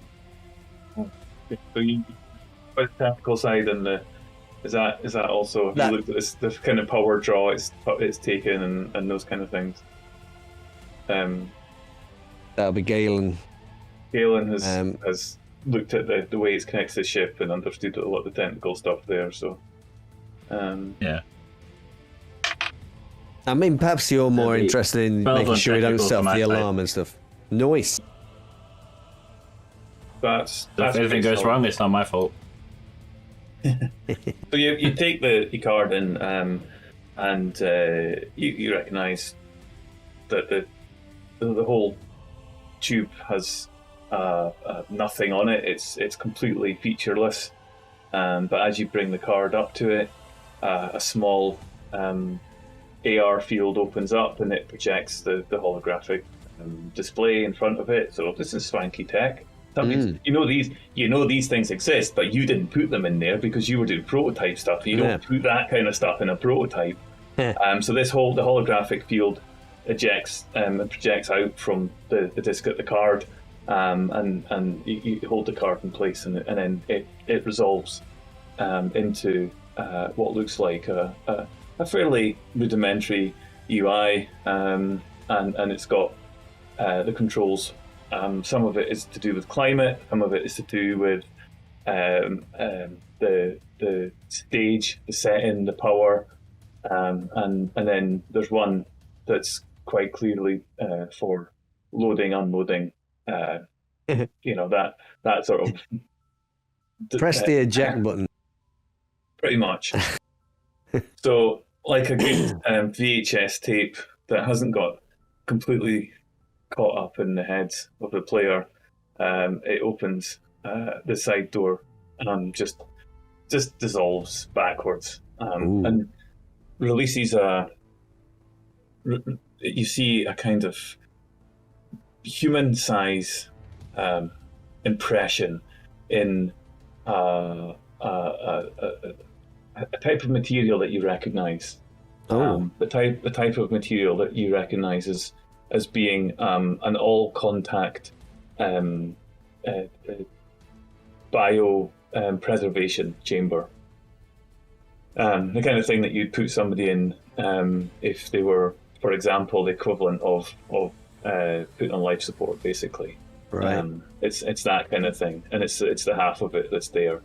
An impression of a human form, arms, legs, head, shoulders, etc. It's just there, and you're looking at this as the half of it is that it's infinite tech, so it's pretty high spec stuff.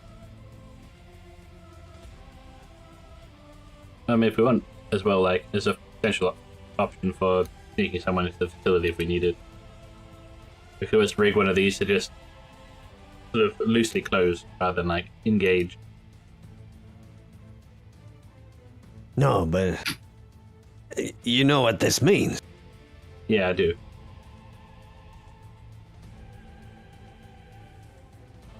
Why would they be taking people as part of the tithe? It The doesn't next make part any of the sense. mystery. I think if we keep following this breadcrumb trail, I think we'll find it. I'm not sure we'll like the answer, but at least we'll have an answer, and we can find out what we would do about it. We're not really thinking of transporting people. The tide. We can't. Somebody is. Somebody's thinking of doing it. I think if we're sneaky, we could probably get the people out, at least some of them. But the amount of streptozine that's going up to Tanya Ellis, there must be thousands of people that they're planning to transport. Thousands of them. Yeah, and we'll help as many as we can. We can't save, like, we might not be able to save all of them, but we can do the best job we can, given I count the resources available. Canisters we've got. Yeah, we'll save. Yeah, We we'll can save. several thousand each. You mean we're gonna have to sacrifice 20 Cliffords to save 20 people? I mean, there's only one Clifford. We have to tell somebody about this.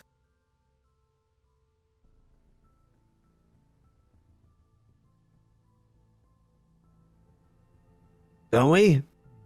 I think, yeah, if we can find a way, but we have to transmit something in flight. I don't think we've got time to. But what about the childhood stories we all heard? The infinite are infinite good, and nobody should talk bad about the infinite, and those that talk bad are never found again. Yeah, they say a lot of things to people. Believe everything you're told.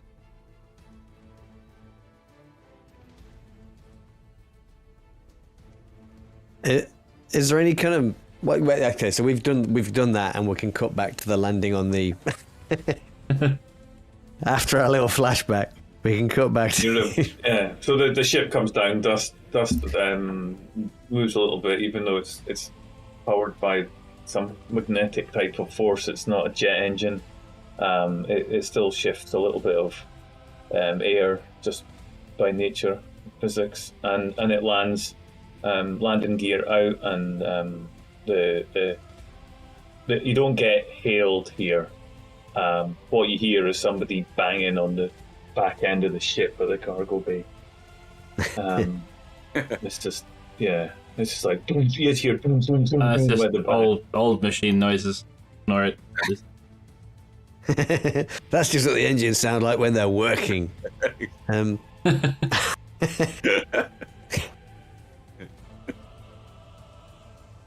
I guess we're going to release some more sedative gas into the into the subfloor.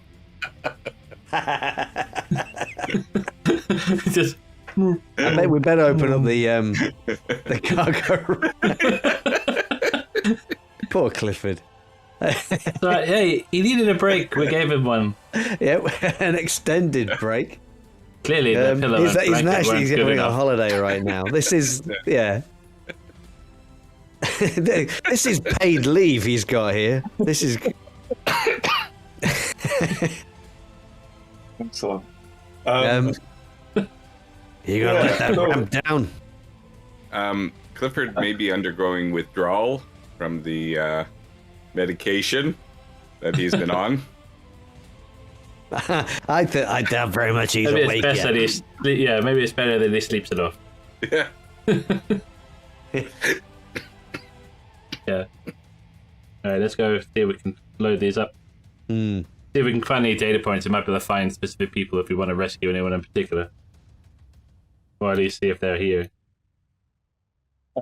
As you lower down the hatch or open your door, you see a group of uniformed troops, military types, officers generally would wear similar type of garb that you see the person standing there, and he's like, "What type of time do you call this? You were supposed to be here 22 minutes ago." Yeah, we got here as fast as the engines could take us. Not my fault we got held up on the back of the facility. Don't blame us that you have a shite detail. You think we're happier than you are? Look, come on. Just get those out. We need to take them. Are they empty? Yes. Right then. And he gets the guys. He kind of gets them, and they march up. Next time, don't bang on the hall like that when you want us to open the door.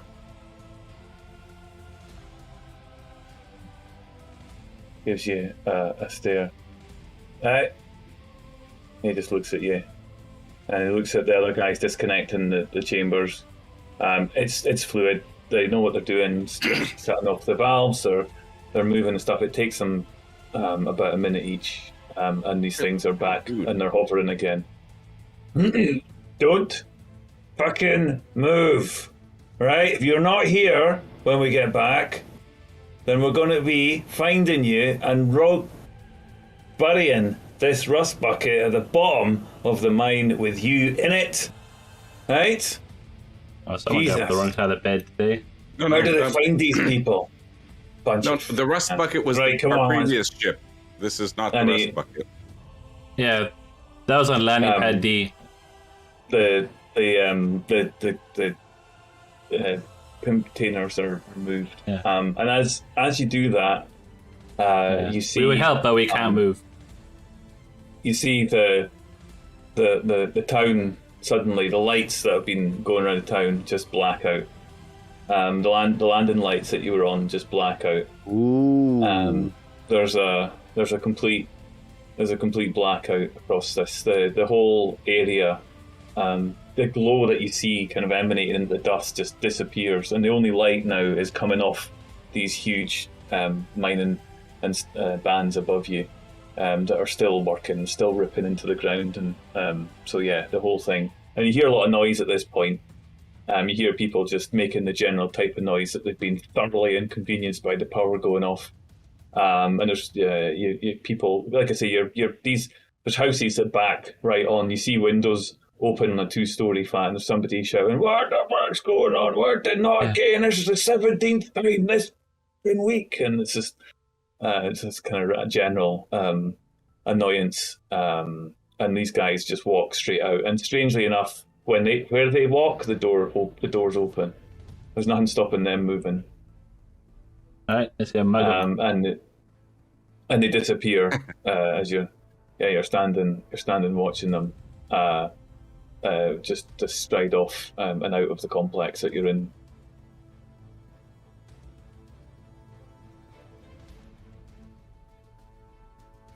Well, Now we can't move.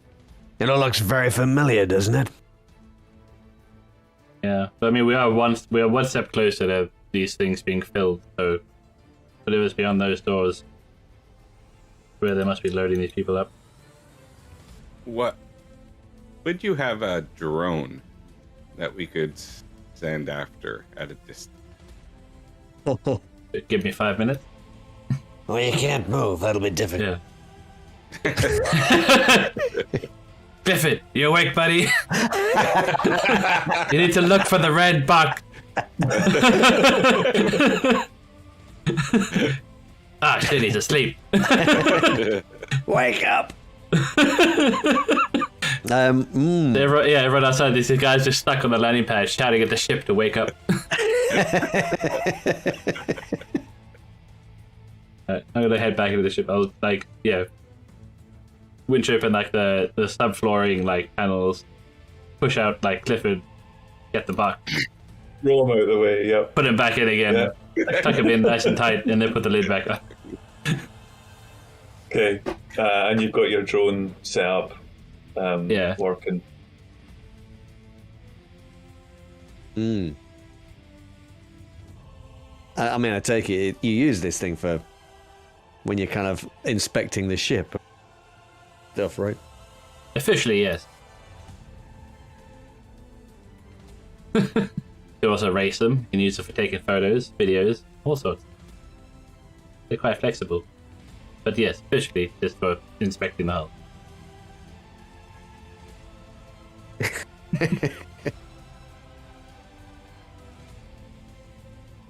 So what did you want to do with the drone? Where should we send it? To observe the blackout. Oh, just scout. Okay.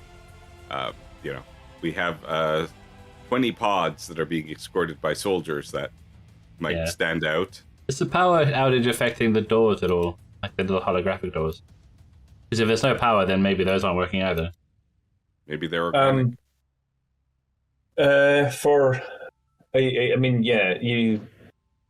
I guess you move your drone up to one and it doesn't budge, but you can fly over. That's not a problem for you. Yeah. All right. But yeah, as your drone approaches, you might normally expect it to open. The iris is kind of, and then back it, but Dead. Dead. I don't wonder where these power failures are coming from. Must be a massive power draw to shut down even these security doorways. You think they'd be one of the things they'd definitely try and keep running. Yeah, I'll keep an eye on the Oh, would they? procession. These people, they just want to walk in and take whoever they want, put them in tubes. They don't want any doors in the way. That's and so from your vantage point, as the drones are, your drone is flying, and they're not like the drones that we have today, which you can hear from 17 fields away because their motors are so the frequency that they have to rotate at is so high. It's not no. That's not what these things are. These are just yeah, they just like that, and that's it. So yeah, It's actually completely silent. It's just got like a little speaker to make it sound cooler. Makes Like it those, sound like those fast. motion sensitive like lightsaber toys. Well, Just, yeah. they have to for the visually impaired, so they know when they could walk through. Oh, good point. Yeah. You do a sudden stop, it just does like a little high pitched tweet. so so the thing's hovering quite happily, quite above, and the camera zooms in, and you're looking on your AR headset type glasses, and you're watching this, and you see one of the tubes peeling off, and going into the foyer of what is probably a 3-story building, maybe, flat roof, still not tall by any shape of the imagination. There are pitched roofs that are probably taller than this. It looks pretty kind of low. Well, it looks exceptionally low rent. And the door opens, and so that, and then the procession continues, -1. That's interesting. It must be someone specific. I wonder who that was for. Do we stick with the crowd, or do we try and track down this solo one? I mean, we could always get back, but Oh, you're controlling the No, drone, whatever you feel. yeah, is I best. think I'm trying to just get a consensus. No, I think follow that one. Right. Let's see what they're doing. Yeah, down you go, and your drone looks through the door from the other side of the street as it hovers over the building, and the container is just sat there. You don't see any sign of the armed soldier type, the military. It's not there. You just see it, and then very quickly, you see the same gentleman that was moving and pushing bundle another figure, and as you zoom in to enhance, you get the view of this armed member of the CFA pushing somebody into this, and then strapping them in as best he can. The door closes on them. Can I ask a quick question? Mm-hmm. Now, there was like that the foam stuff inside, wasn't it? That it was like person shaped. Do these seem to be designed to fit a person exactly? Like whoever's going in, Yeah. it seems like this has been as if they have been chosen. They know how big these people are and have. Yeah, because when they strap them in, all that happens is the guard lifts up their hand, and small amounts of that foam just wrap around their arms and then Right. around their legs. And there's no space. Like, it's just a perfect fit.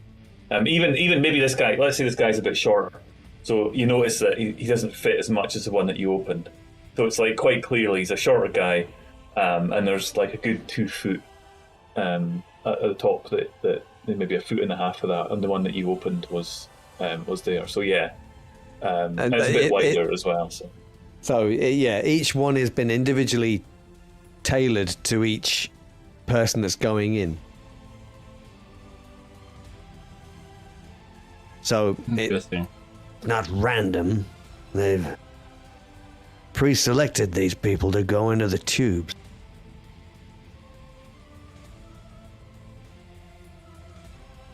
I suppose there's also must be some contributing factor that links them, some shared trait or characteristic. There's some reason why they're being selected. Do you remember the patient that was being treated, Ruffy? Do you remember anything about them? Only that they were suffering from anxiety. They had some sort of mental lapse that they were being treated for. Or that I was treating them for. It's very hazy. I only have the badge and some vague memories. That medical wristband, was it yours? Yeah, well, that's it. Maybe I'm not Rofe after all. I found it on my arm. Yeah, it's like turns out it's Adam Buffet. Exactly. So, I guess the question is then, was Dr. Zimmerman's wife suffering from the same condition? I didn't quite catch that, mate. Did she have anything? Was she under any known to you? Could it be that she wasn't telling you everything? I mean, possibly. But you weren't listening.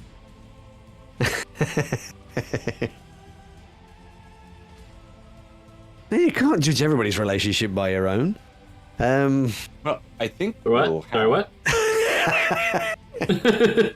medically, I should be able to examine whoever is put in there to see if there's any determining characteristics that are medical in nature. Okay, so we have to wait. This still means that if the tithe is including people, it's only certain people for a specific reason.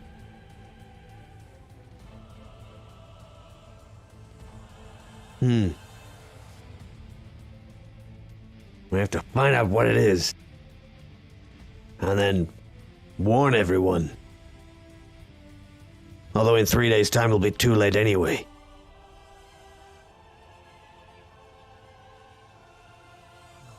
Having this conversation, and through the drone, you see another one of the figures returning and stopping outside the door with their container, and then the person in the building you were observing exits the building, pushing the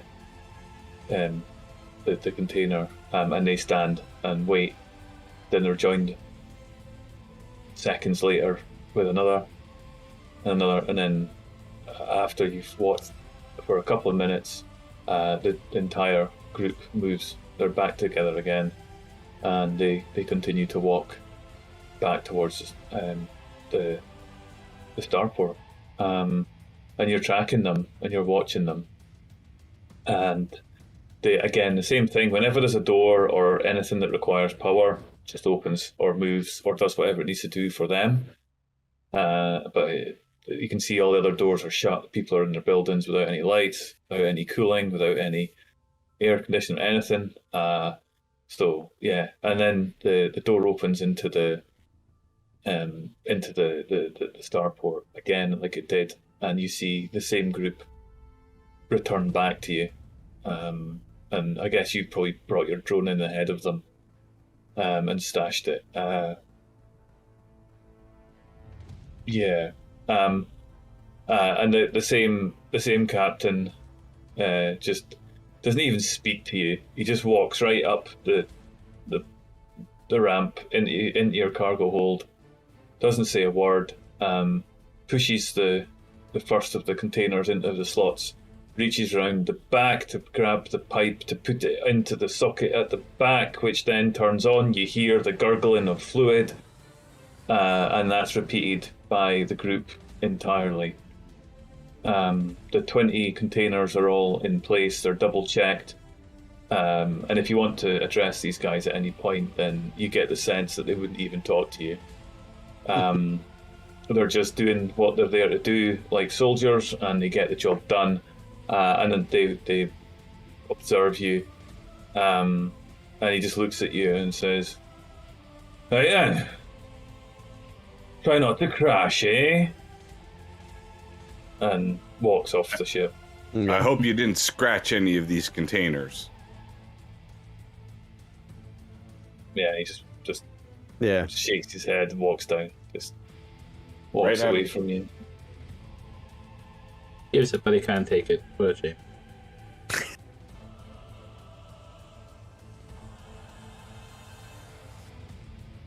About what would we say the population of this area, at least of the city, was where they seem to have gone hunting? It would be 10,000, 20,000, some in a small settlement, something that can be moved easily.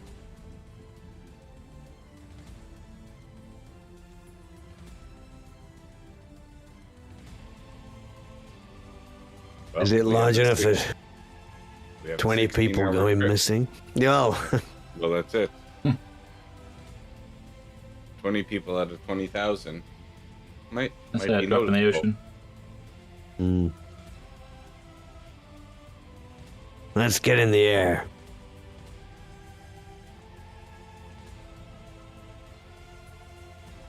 Yeah. We'll see who we're dealing with once we got the door closed. Yeah. Right.